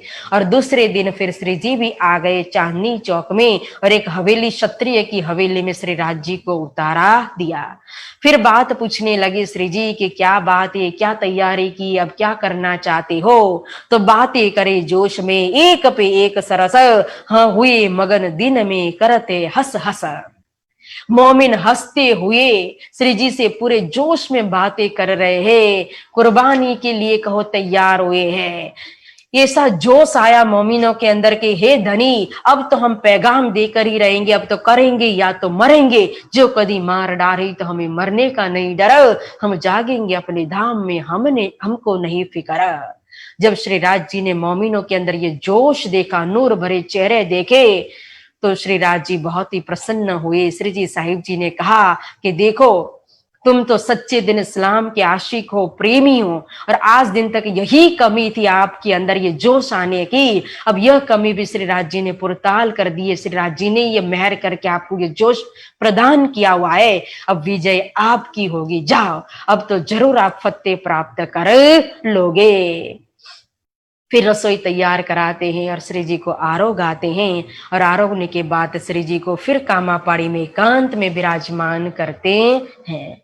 फिर श्री जी एकांत में कामापाड़ी में बैठे, और यहाँ सभी साथ फिर प्रयाण करने लगे, विचार विमर्श करने लगे कब हमें क्या करना चाहिए। एक आशिकीन बात के तन मन दिया बार, कुर्बानी सुनते ऊपर परवर दिगार। यह तो धाम धनी के ऊपर पूरी तरह से समर्पित कुर्बान होने वाली आत्माएं, आशिक के सच्चे प्रेमी है ये धर्म की। अब जो 12 मोमिन धर्म युद्ध के अंदर शामिल हुए थे, उन 12 मोमिनों का नाम यहाँ वित्तकार हमें बता रहे हैं। महामती जी ने कहा, एक लक्ष्मण इनमें और शेख बदल, सिताब करे पहुंचाओनी इनको न पड़े कल। बोलो श्री प्राणनाथ प्यारे की जय। सबसे आगे थे स्वामी श्री लालदास जी महाराज, लक्ष्मण सेठ। फिर दूसरे थे कहो तो शेख बदल भाई। इन दोनों को तो चैन ही नहीं पड़ रहा था, जब तक पैगाम न पहुंचा दे तब तक हम शांति से बैठने वाले नहीं हैं। फिर वो एक कायम मुल्ला जो रखा था वेतन दे करके, देखो वो समर्पित हो गए धनी के चरण में। फिर खासल खास आत्मा, और यहाँ 12 मोमिनों में भी धर्म युद्ध में शामिल हो गए। कहाँ के? दिल्ली के थे। फिर भीम भाई जो थे सूरत के, फिर आए सोमजी भाई खंबात के, फिर नागजी भाई आए सूरत के, फिर खिमाय आए बुंदेलखंड से, फिर दयाराम भाई दिल्ली के, चिंतामन भाई ठट्ठे से, और चंचल भाई जो अपनी दुकान से वस्तु लेकर के आता था नजर चुरा करके, दिल्ली के थे। गंगाराम भाई वो भी दिल्ली के थे। बनारसी भाई वो भी दिल्ली के थे। बोलो श्री प्राणनाथ प्यारे की जय।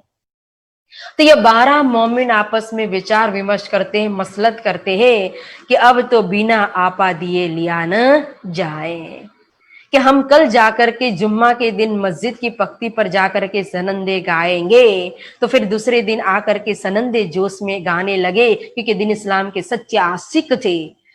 तो इमाम जो मस्जिद का तिनने सुनी पुकार, उतर आया ऊपर से सुनी सिफत परवर दिगार। जब जोश में मोमिन किसी की भी परवाह किए बिना जब सनंदे गा रहे थे बिना एक मोहम्मद की, तो जो इमाम का मतलब या दूसरा एक होता है, पुजारी को भी इमाम कहा जाता है। या महामती श्री प्राणनाथ जी के लिए इमाम शब्द मात्र यूज नहीं हुआ है।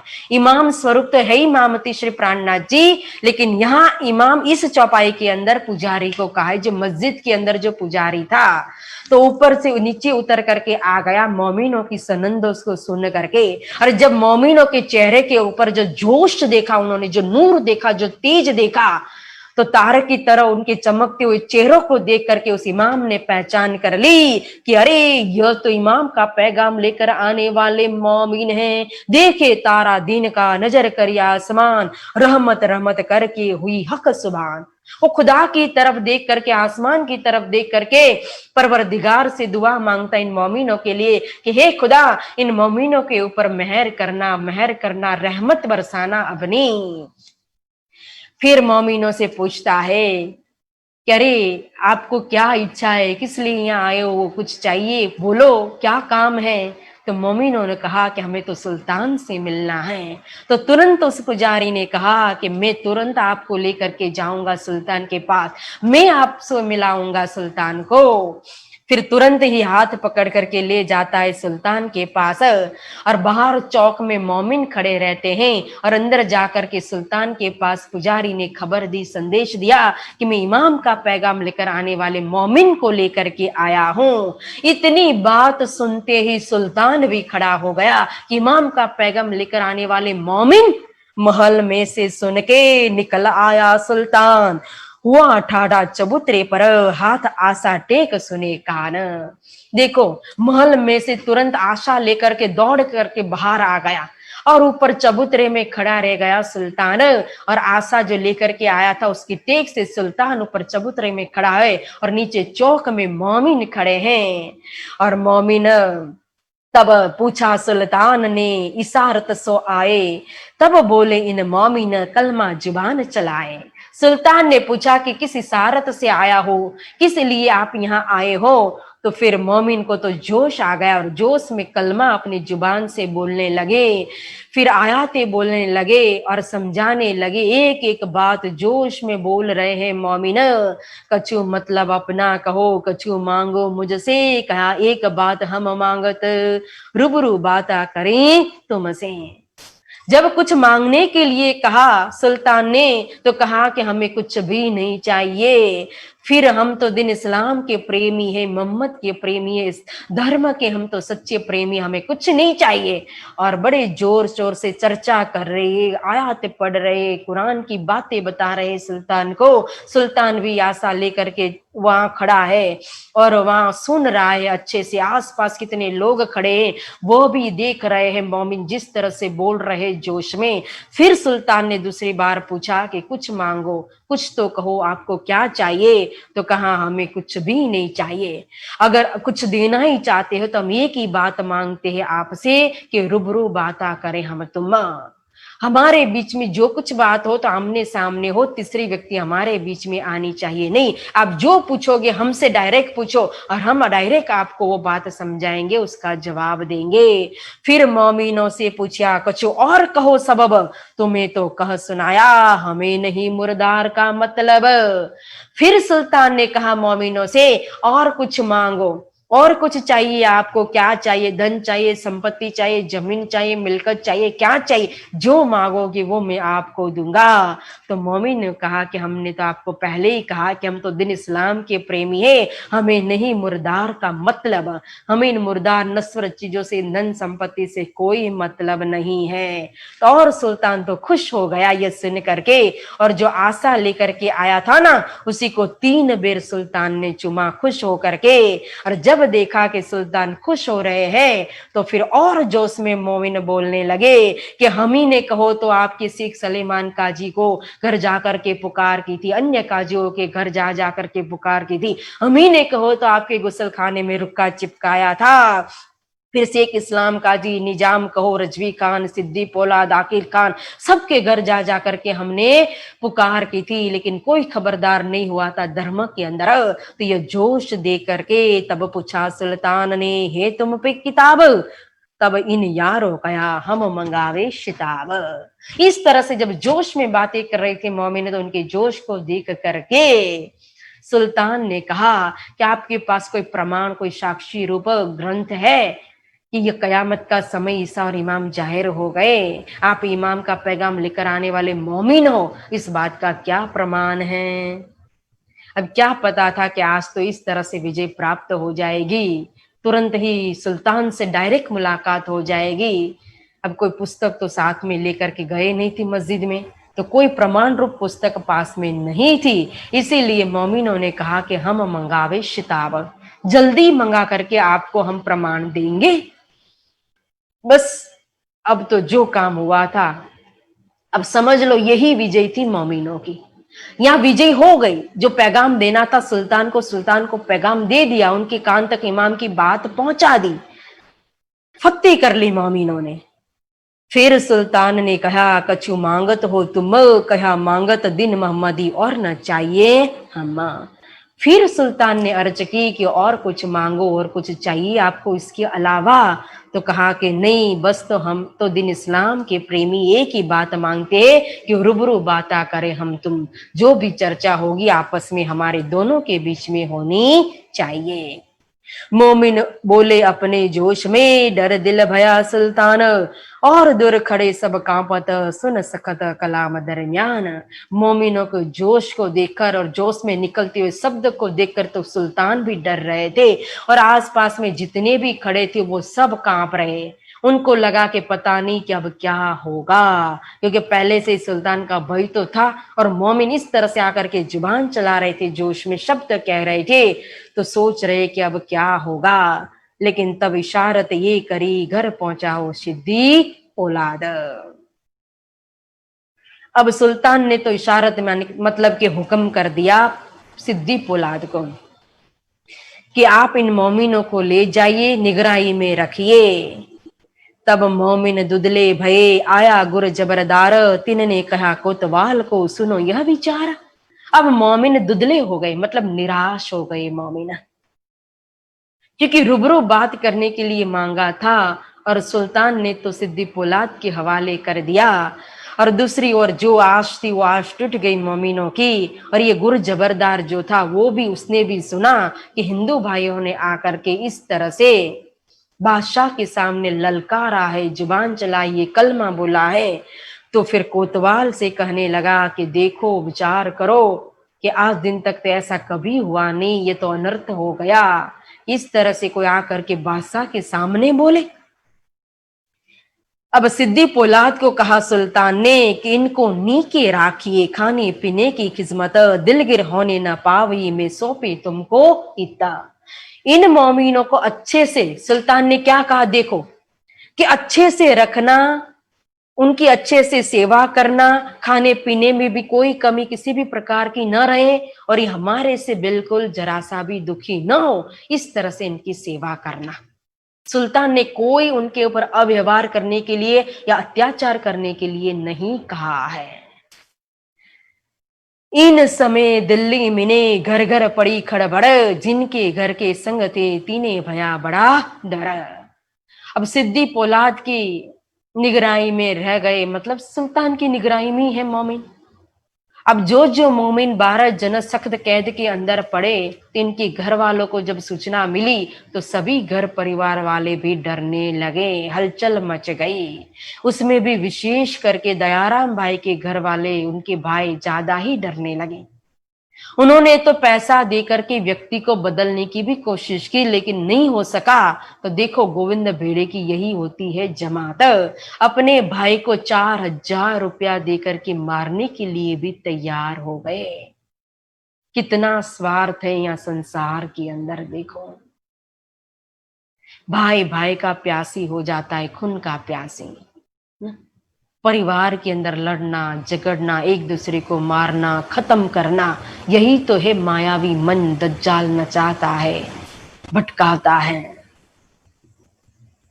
तो यहाँ फिर रातों रात मीटिंग बिठवाई, और इस मीटिंग के अंदर सभी कर्मचारी उपस्थित हुए।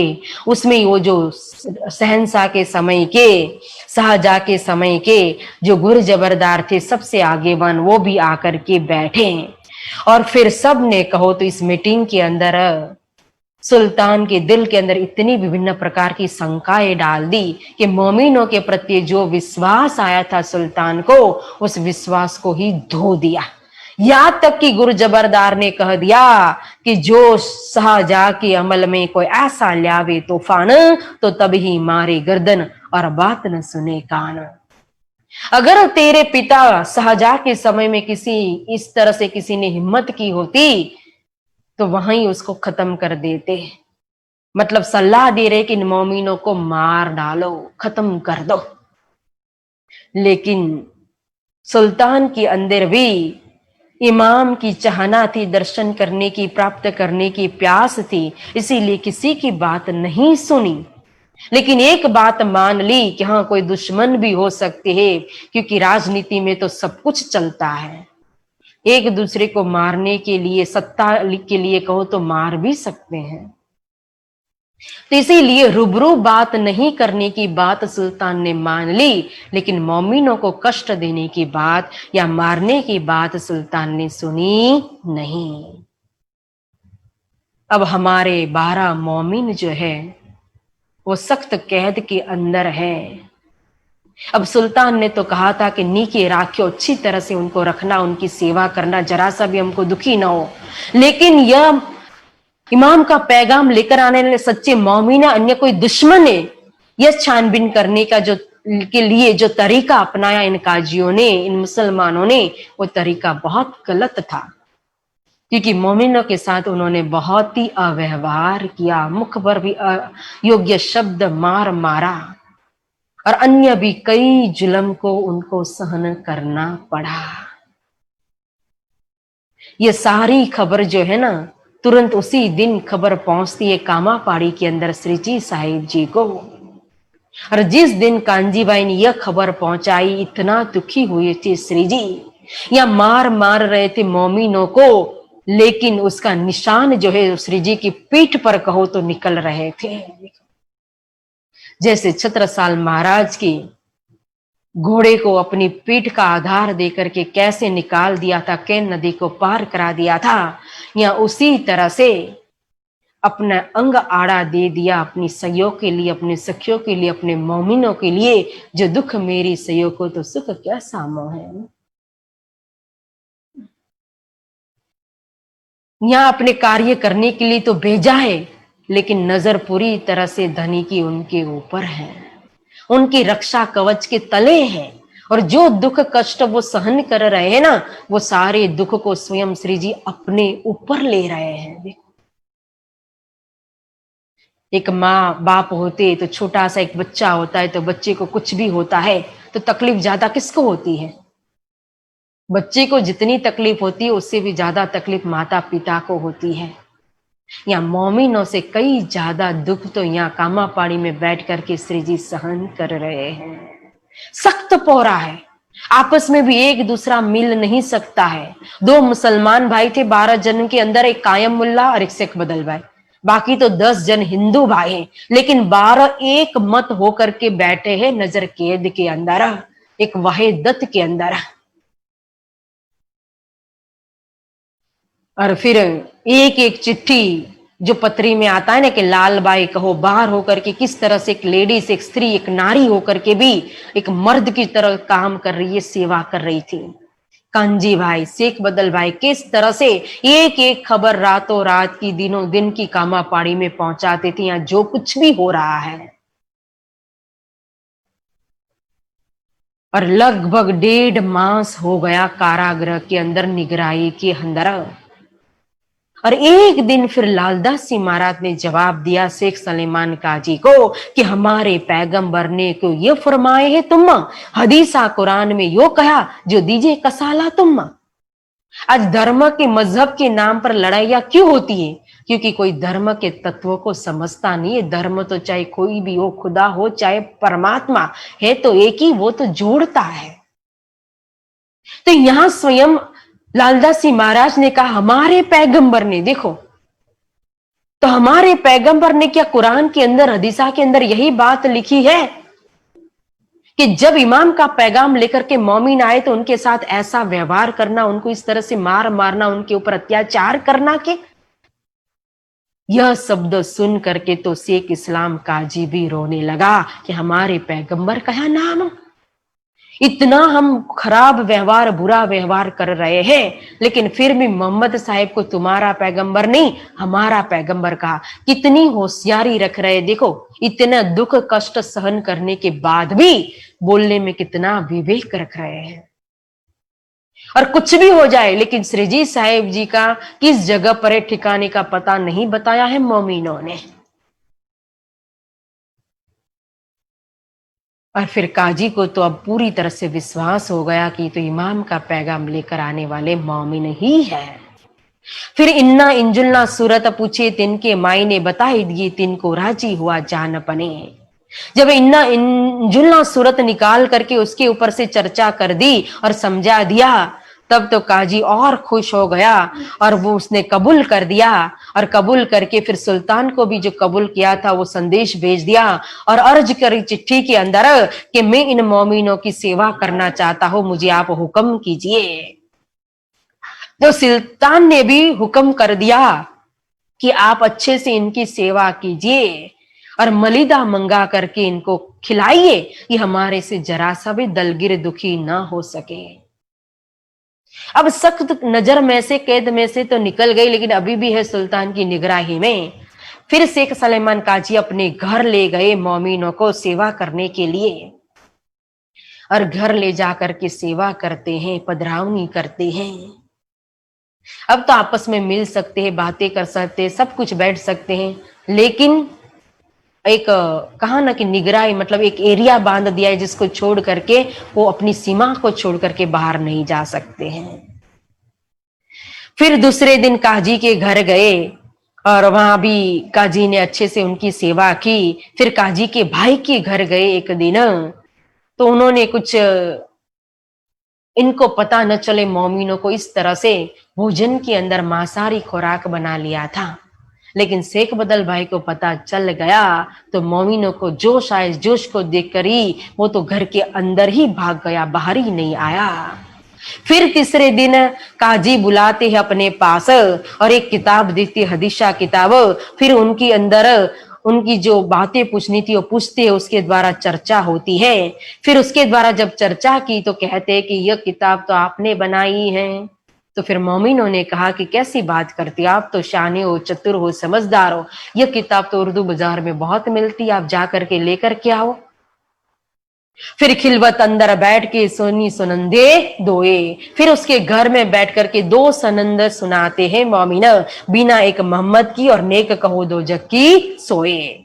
फिर उतने में एक कहो तो बेतल माल का दरोंगा आता है, हिंदू भाई जो नाणकीय प्रधान, तो वो आया कुछ काम विशेष और उस समय काजी से कुछ पूछने लगा। तो काजी ने उस दरोंगा से कहा कि देखो देखो तुम्हारे हिंदू भाई और किस तरह से हमारे इस्लाम के प्रति समर्पित है, बातें कर रहे, चर्चा करे।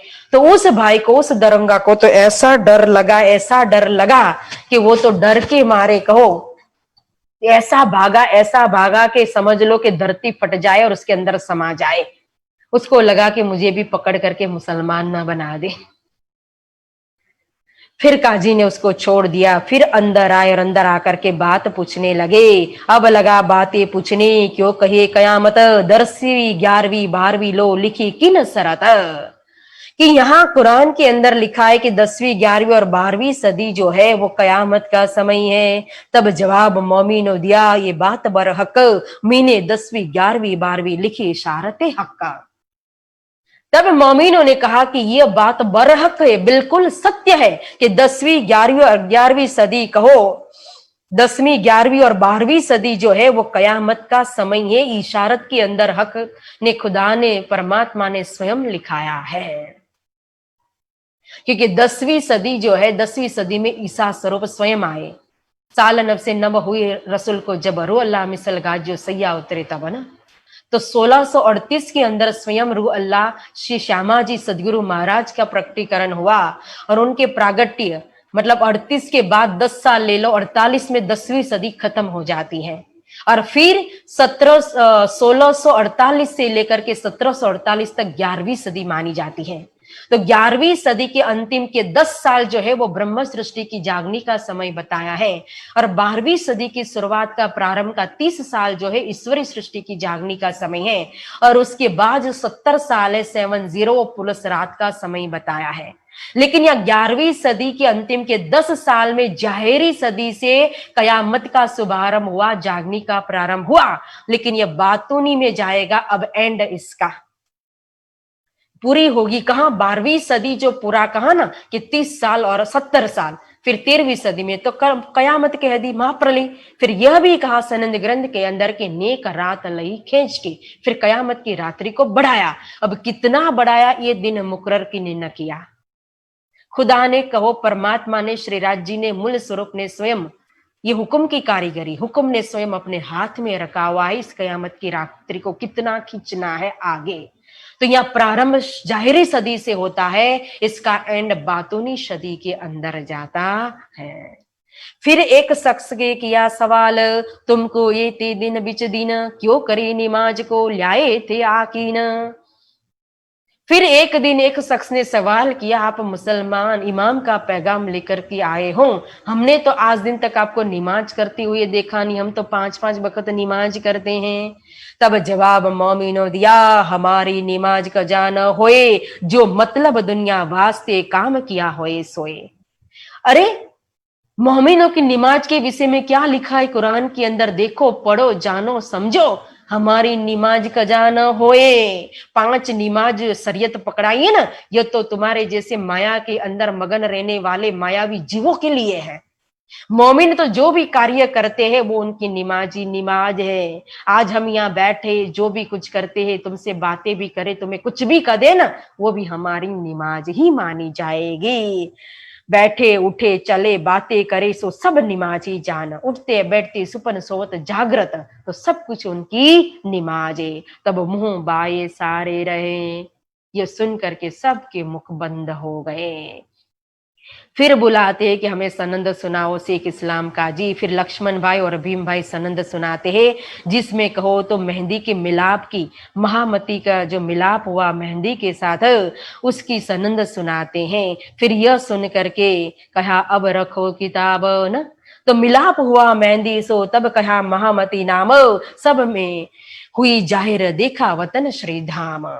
अंतर्गत में आकर के जब श्री महराज के अंदर सदगुरु महाराज जब विराजमान हो गए, तो इमाम महामती मतलब के नाम हुआ। मेहंदी के साथ जब मिलाप हुआ तो उनका नाम पड़ गया महामती, क्योंकि स्वरूप सतगुरु स्वरूप स्वयं अंतर्गत किसको, अक्षर भगवान की जागृत बुद्धि को लेकर के अंदर विराजमान हो गए थे।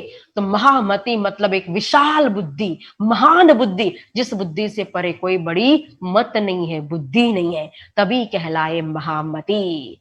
तो कहते ये किताब रखो रखो रखो, देखो अब अभी इस समय कयामत जाहिर करने की नहीं। सत्य बात तो कबूल कर ली थी, लेकिन जाहिर करने से डर रहे थे। पर अब बात तुम छिपाओ, जिन करो जाहिर पहचान, जब जाहिर होएंगे हम तब कदम ग्रहण ले ईमान। कहते हैं कि अभी इस बात को छुपाओ, जब इमाम स्वयं जाहिर होंगे ना, जब खुदा स्वयं इस धरती के ऊपर प्रकट हो जाएंगे सूर्य की तरह इमाम के रूप में, तो हम सब जाएंगे उनके चरण ग्रहण कर लेंगे। तब तक आप इस बात को जाहिर मत करना। मोमिन तो है गरीब, बकरी जेता बल, पड़े बाग जो बोल ही ये सीधे निर्मल। बोले श्री प्राणनाथ प्यारे की जय। यहाँ वितककार कहते स्वामी श्री लालदास जी महाराज, मोमिन तो हो गरीब, बकरी जेता बल। बकरी के अंदर कितना बल होता है? मोमिन कहो तो आध्यात्मिक ताम से, परमधाम की न्यामत से, मेहर से, अलौकिक शक्ति से पूरी तरह से संपन्न है, लेकिन जाहिरी सत्ता उनके पास नहीं है। इसीलिए उनका कुछ जोर इन सत्ताधीशों के आगे चलता नहीं है। इसीलिए इन शेर जो गर्जना करने वाले, अहंकार अभिमान में आकर के शेर की तरह ये गर्जना कर रहे हैं, तो इनके आगे मोमिन बकरी जैसे बन गए हैं। इनका बल इन सत्ताधीशों के आगे जाहिरी बल तो बकरी जितना ही है, लेकिन यहाँ बकरी बने हैं तो इन सत्ताधीशों के सामने नहीं, इन शेरों के इस तरह से अहंकार में गर्जना करने वालों के सामने नहीं। अगर मोमिन बकरी बने तो अपने सिद्धांत के आगे बकरी बने, अपने धर्म के आगे बकरी बने हैं, धनी के हुक्म के आगे वो बकरी बन रहे हैं। इसीलिए ये सीधे सादे है, निर्मल है, पाक है, पवित्र है इनका दिल। और कहो तो श्री जी साहिब जी के चरण में ये पूरी तरह से समर्पित है। इनको संसार से, संसार की किसी भी प्रवृत्ति से, विषय वस्तु से, वासना से कोई मतलब नहीं है। तभी तो सुल्तान से कहा था इन मुर्दार का नहीं मतलब। कितनी बार मांगने के लिए कहा सुल्तान ने, तो क्या जवाब दिया, इन मुर्दार नश्वर इस संसार से, इन संसार की धन संपत्ति से हमें कोई मतलब नहीं है, हम तो सच्चे दिन इस्लाम के आशिक हैं, प्रेमी हैं। देखो तो पूरी तरह से ये धाम धनी के श्री महामती श्री प्राणनाथ जी के चरण में समर्पित थे, धर्म में पूरी तरह से यह समर्पित है। बोलो श्री प्राणनाथ प्यारे की जय। तो प्यारे सुंदर साथ जी, इस तरह से दिल्ली के अंदर धर्म युद्ध किया हमारे मोमिनों ने और उसके अंदर विजय भी प्राप्त की। सुल्तान के कान तक कहो तो पैगाम तो उन्होंने पहुंचा ही दिया। विजय इस तरह से प्राप्त हो गई कि जिन काजी के आगे बोल नहीं सकते थे, जो उनके पैगाम को बार बार ठुकरा रहे थे, वही उनकी सेवा करने लगे। उन्हीं के घर में बैठ करके मोहम्मद के लश्कर के रूप में वो जाहिर हुए, इमाम का पैगाम लेकर आने वाले मोमिन। चाहे उन्होंने अंदर से तो कबूल किया ना, चाहे बाहर जाहिर किया न किया, लेकिन अंदर दिल तो कबूल कर लिया उनका। इस तरह से उन्होंने विजय प्राप्त कर ली। फिर आयतें आती है, जिस आयतों के अंदर कहो तो अवज्ञाकारी के ऊपर रोष प्रकट करते हैं श्री जी साहिब जी। जब सख्त कैद के अंदर थे तो जिस तरह से उनके ऊपर जुल्म हुआ, अव्यवहार हुआ उनके साथ, तो जिन जनों ने उनके साथ जो यह व्यवहार किया है इस तरह से, तो उसका बदला और उसका फल उनको क्या मिलेगा वह भी आयतों के अंदर बताया हुआ है। क्योंकि जैसा मारना पैगंबर तैसा तिनके दोस्त, जहेरी होसी जहान में इन्हों ऊपर अफसोस कहा है। क्योंकि मोमिनों को मारना तो पैगंबर को मारना बराबर है। क्योंकि किसका पैगाम लेकर के गए थे? इमाम का। इमाम के दोस्त थे, इमाम के मोमिन नहीं है। इसलिए यहां मोमिनों को मारा उन्होंने, खराब व्यवहार मोमिनों के साथ किया। लेकिन जब सजा भोगने की बारी आएगी तो इमाम को मारा, इमाम पैगंबर के ऊपर मारा, उन्होंने ऐसा व्यवहार किया, उस बदल की जो सजा होती है वही सजा उनको भोगनी पड़ेगी। क्योंकि अगर ये चाहते तो सबके लिए इस्लाम का दरवाजा खुल जाता था। अगर जाहिर हो जाते, कबूल कर लेते, तो सबको आत्म कल्याण का मार्ग खुल जाता था। सभी श्री जी के चरण में आ सकते थे, मुक्ति प्राप्त कर सकते, भिस्त प्राप्त कर सकते, सबके लिए इसका दरवाजा खुल जाता। लेकिन सबके आत्म कल्याण के मार्ग में कहो तो बाधा रूप बने, पत्थर रूप बने, आड़े आए, तो यही आड़े आए। इसीलिए जब इनका गुनाह समाज के बीच में जब जाहिर होगा तो सभी इनके ऊपर अफसोस करेंगे, सभी इनको धिक्कारेंगे। ना जानत लोग शरीयत के खिताब मुनको रोका रद, ये मुनकर ही करी पैगंबर से तो हुई श्याम जरद। ये शरीयत की हुकूमत करने वाले शरीयत के लोग इतना भी नहीं जानते हैं, वो तो स्वयं अपने खिताब से कहो तो मुनकर हो गए, अपने पद, अपनी प्रतिष्ठा, अपनी शोभा से कहो तो रद्द हो गए। इसीलिए उन्होंने पैगंबर की जो पैगाम आया तो उस पैगाम से उन्होंने मुनकरी की। इसीलिए अब अंतिम समय में जब उनका गुनाह जाहिर होगा, उनकी सजा सामने जब दोजक आएगी, तब उनके मुंह काले नीले पीले बन जाएंगे, वो शर्मिंदा होंगे, किसी को मुख दिखाने के लायक नहीं रहेंगे। नहीं रखते हो मालूम अब जानोगे तुम, जब खराब होंगे हक के हुक्म। नहीं रखते हो मालूम परमात्मा के अंदर कितनी ताकत है, कितनी शक्ति है। परमात्मा के स्वरूप ही स्वयं इमाम मेहंदी महामती श्री प्राणनाथ जी, विद्या विनंद बुध निष्कलंक अवतार, इनकी शक्ति को आज दिन तक आपने पहचाना नहीं। अब जब तुम्हारा गुनाह जब भोगने की सब समय आएगी ना, जो वो स्वयं इंसाफ की तख्त पर बैठ करके जब तुम्हें कजा सुनाएंगे, तुम्हारा इंसाफ करेंगे ना, उस समय कहो तो तुम्हें पता चलेगा कि कितनी ताकत है, कितनी शक्ति इन स्वरूप के अंदर। जब खराब होगे हक के हुक्म से, जब तुम्हारा विध्वंस हो जाएगा, तुम्हारा विनाश होगा धनी के हुक्म से, तब तुम्हें पता चलेगा। रसूल मोहम्मद रू अल्लाह और मेहंदी इमाम, ये चारों एक ही तन है, ताको नाम इस्लाम कहा। देखो रसूल साहेब कहो, मोहम्मद साहेब, रू अल्लाह सदगुरु महाराज कहो, मेहंदी श्री राजी महाराज कहो, और इमाम महामती श्री प्राणनाथ जी, यानी कि मूल स्वरूप श्री राजी और बसरी मल की हक्की, ये चारों एक ही तन है। इन चारों में कोई अंतर नहीं है। चारों को एक माने ताको नाम इस्लाम कहा है। वही सच्चे धर्म मार्ग पर चलने वाले हैं, सिद्धांत को अपनाने वाले हैं, समझने वाले वही जागृत आत्मा है। इन सेती जुदा परे सोई है मुशरक, जो कोई इनों से लड़े सोई दज्जाल बेशक कहा है। इन चारों को जो अलग करे ना, वही मुशरक, वही नास्तिक कहा है, वही दज्जाल। दज्जाल कोई बाहर नहीं है कि उनको तलवार लेकर के उनको काटोगे मारोगे। दज्जाल तो स्वयं हमारे अंदर होता है, हमारा ही मायावी मन जो हमें धर्म से विमुख करे। जो जो इन स्वरूप से लड़ने के लिए आते हैं ना, वही है दज्जाल का स्वरूप। सबो पहुंचाए हक कदमों, खोले बहिस्त के द्वार, सब दौड़ी खलक टिड्डी जो तीनों पासे परवर दिगार। अब ये मोमिन जो है सबको महामती श्री प्राणनाथ जी की पहचान करा करके उनके चरणों में पहुंचाएंगे, और उन्हीं के द्वारा कहो तो दिया तुम्हारा पावी दुनिया 14 तबक।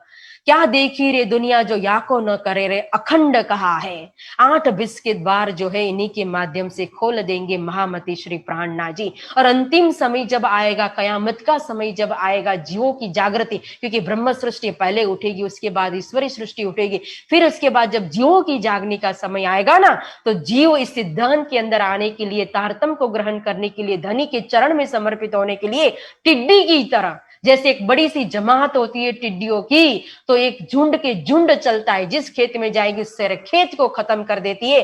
तो उसी तरह से मतलब कहने का, ये टिड्डी का सलह का दृष्टांत देकर के बता रहे कि उस तरह से बड़ी संख्या में एक साथ जीव सृष्टि आकर के समर्पित हो जाएंगे।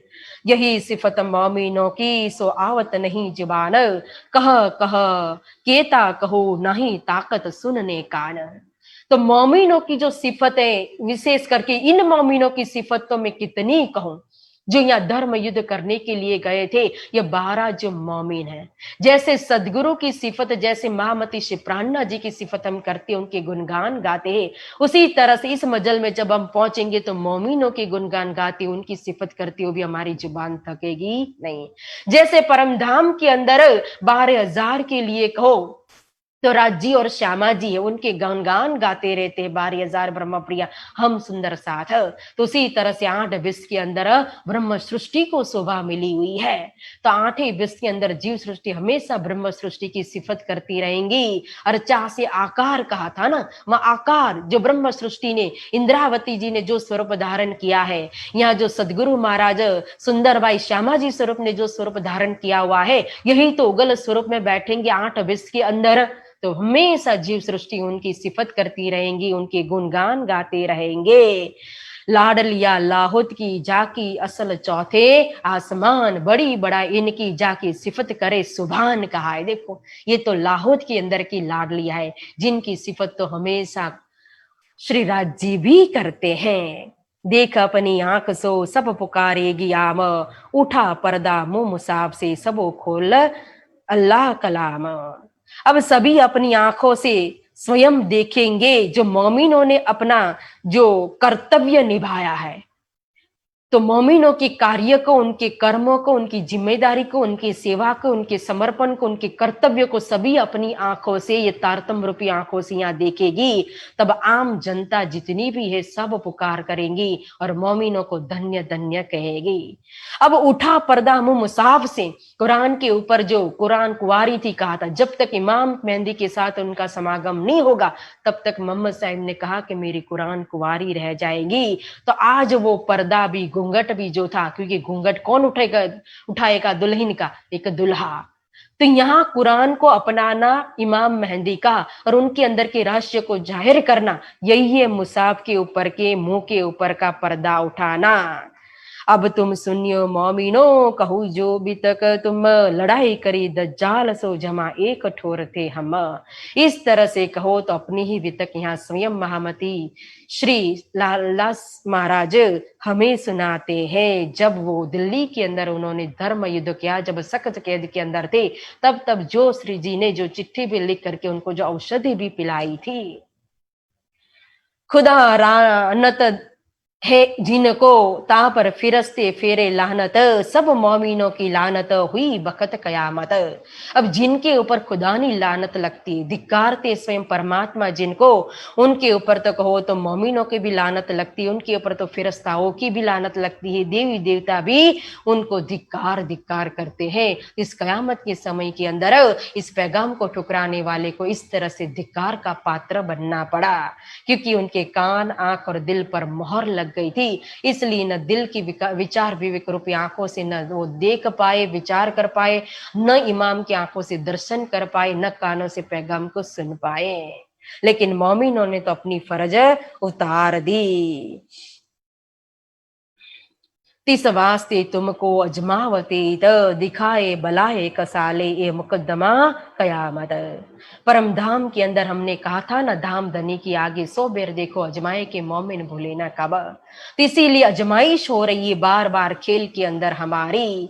तो परीक्षा भी होती है हमारे प्रेम की, फिर खेल भी दिखा रहे, फिर भिन्न प्रकार की बलाएं मतलब विपरीत परिस्थितियां भी आती है, आपत्ति भी आती है, और इन बलाओं को आपत्तियों को दूर भी करते हैं। परिस्थितियों में से हमें विभिन्न प्रकार की आपत्ति में से, उल्टी परिस्थिति में से बाहर भी निकालते हैं। फिर यहाँ ये मुकद्दमा कयामत, ये कयामत की लड़ाई के अंदर तो विशेष मोमिनों की यहाँ परीक्षा हुई है। ये भूले तुमको देख के ले माहीने ऊपर के, इबलिस रानिया इनसे ले ऊपर के अर्थे।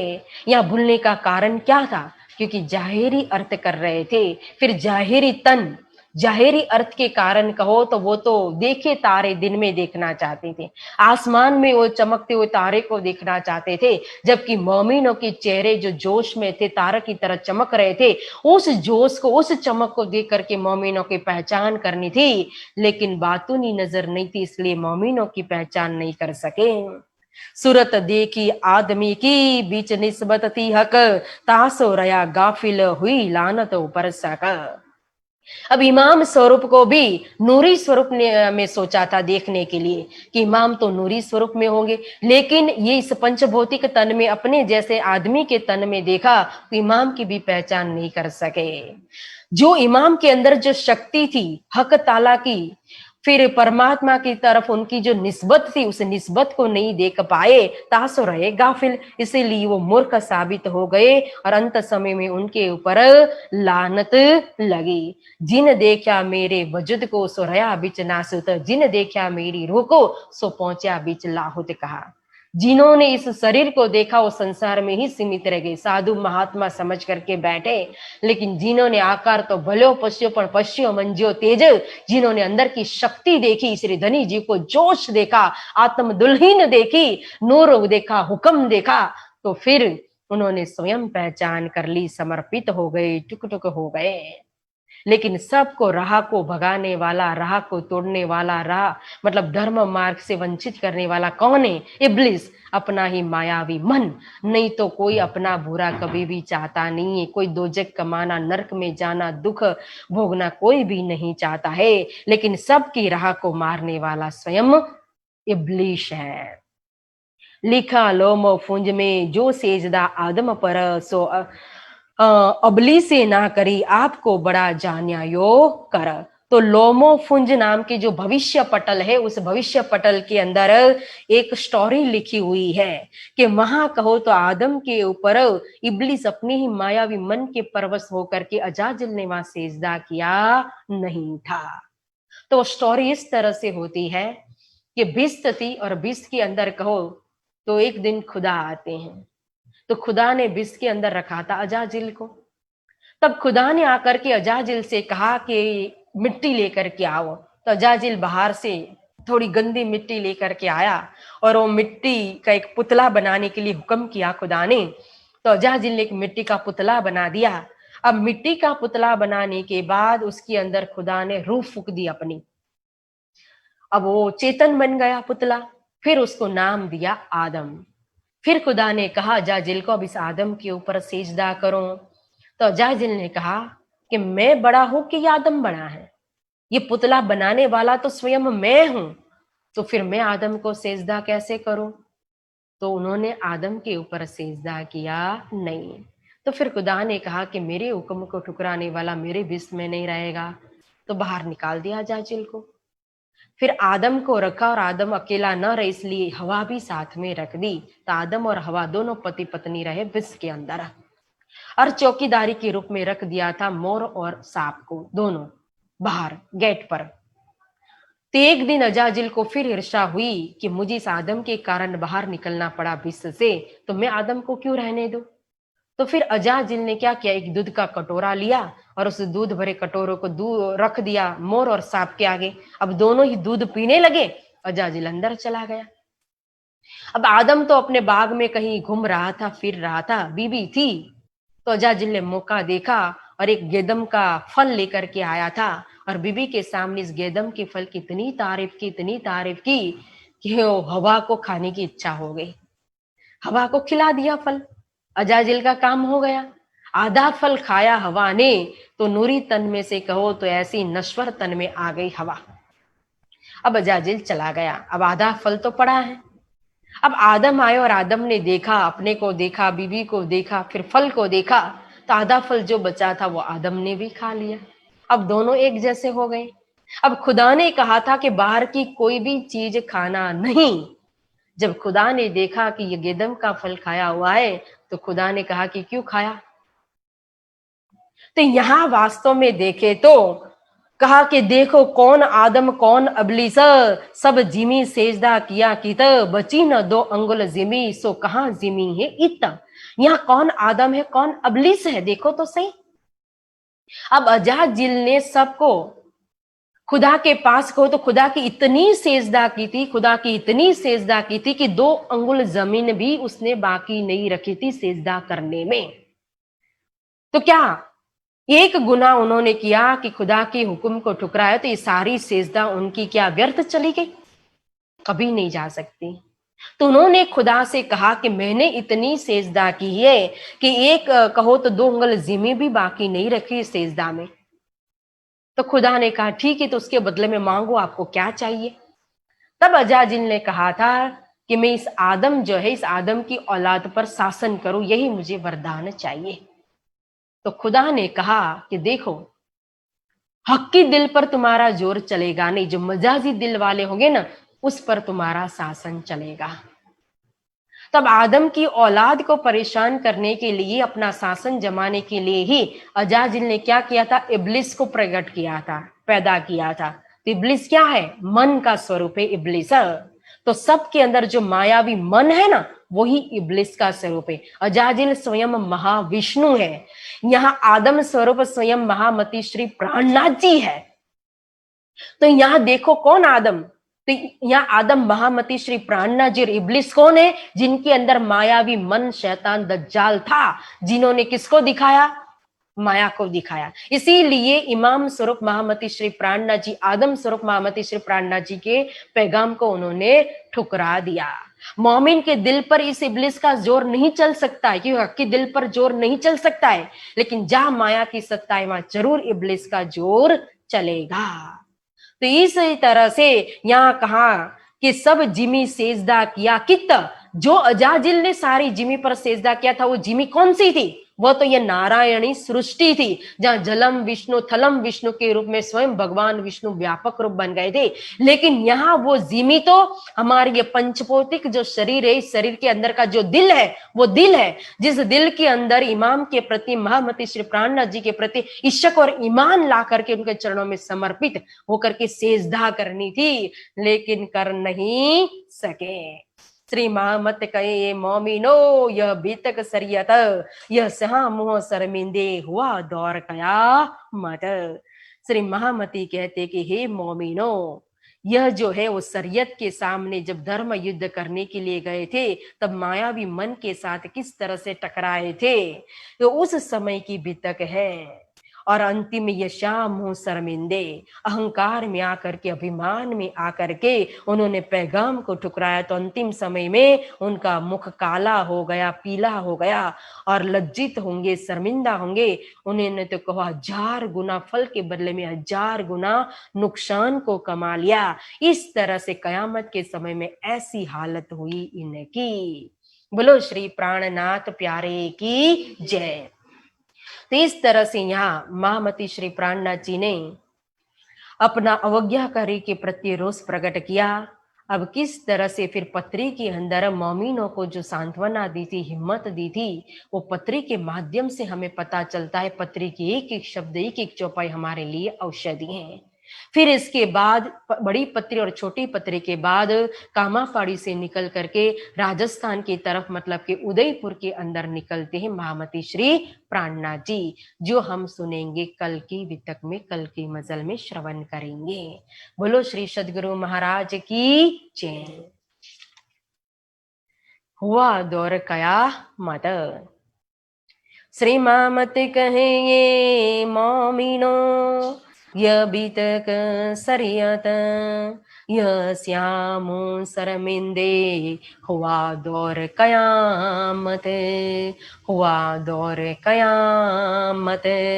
बोलो श्री सद्गुरु महाराज की जय, श्री प्राणनाथ प्यारे की जय, श्री बाईजी राज महारानी की जय, श्री कृष्ण कन्हैया लाल की जय, श्री तीनों पुरी धाम की जय, श्री निजानंद संप्रदाय की जय, श्री कृष्ण प्रणामी धर्म की जय। बोल बोल पंजे वाले की जय, बोल बोल गुम्मट वाले की जय, बोल बोल बंगले वाले की जय, प्राणनाथ प्यारे की जय, प्राणनाथ जय, प्राणनाथ प्यारे की जय। बहुत बहुत धन्यवाद सुंदर साथ जी, आप सभी के चरणों में प्रेम प्रणाम।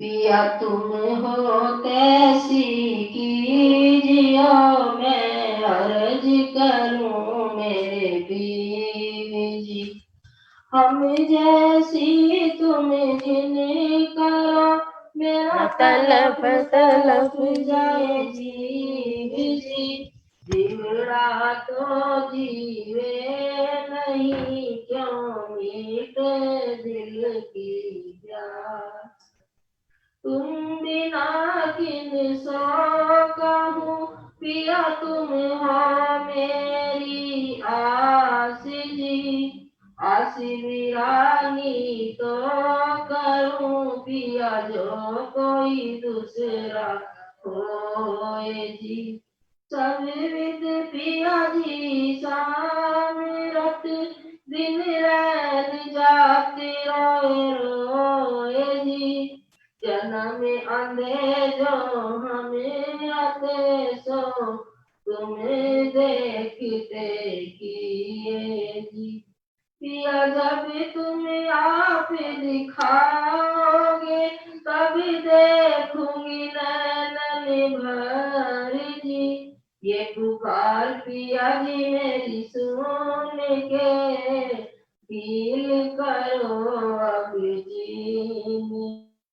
क्षण क्षण खबर लीजियो, मैं अर्ज करूं दुल्हीन जी, ऐसी अर्ज मैं तो करूं, पिया बीच बड़ी अंतरा जी, तो आड़ी अंतराय डाली के, दुलाई जे कंठ लगाए जी, कंठ लगाइए कंठ सो, पिया कीजे हास विलास जी, वारिन जाए श्री इंद्रावती, पिया राखो चरणों के पास जी, तुम दुल्हा में दुल्हनी, पिया और न जानू बात जी, ईसा की सो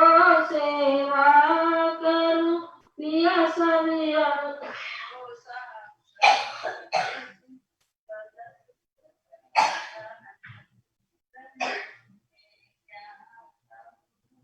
ईसा की सो सेवा करूं, पिया सब साक्षात जी, सदा सुख दाता ध्यान धरी, मैं क्या कहूँ इन सुबात जी, श्री महामती जुगल स्वरूप, पर बड़ी अंगना बली बली जात जी, बड़ी अंगना बली बली जात जी, सदा सुखदाता नाम धनी मैं क्या कहूँ किन सो बात जी। श्री महामती जुगल स्वरूप परिवारी अंगना बली बली जात जी। प्यारी अंगना बली बली जात जी। बोलिए श्री सद्गुरु महाराज की जय। श्री प्राणनाथ प्यारे की जय। श्री बाईजूराज महारानी की जय। प्रणाम सुंदर साहिब जी। परम पूज्य महाराज जी बड़े सुंदर ढंग से बड़ी सुंदर में आपने दिल्ली की वृत्तांत सुनाया। किस प्रकार 12 मोमिनों ने संघर्ष किया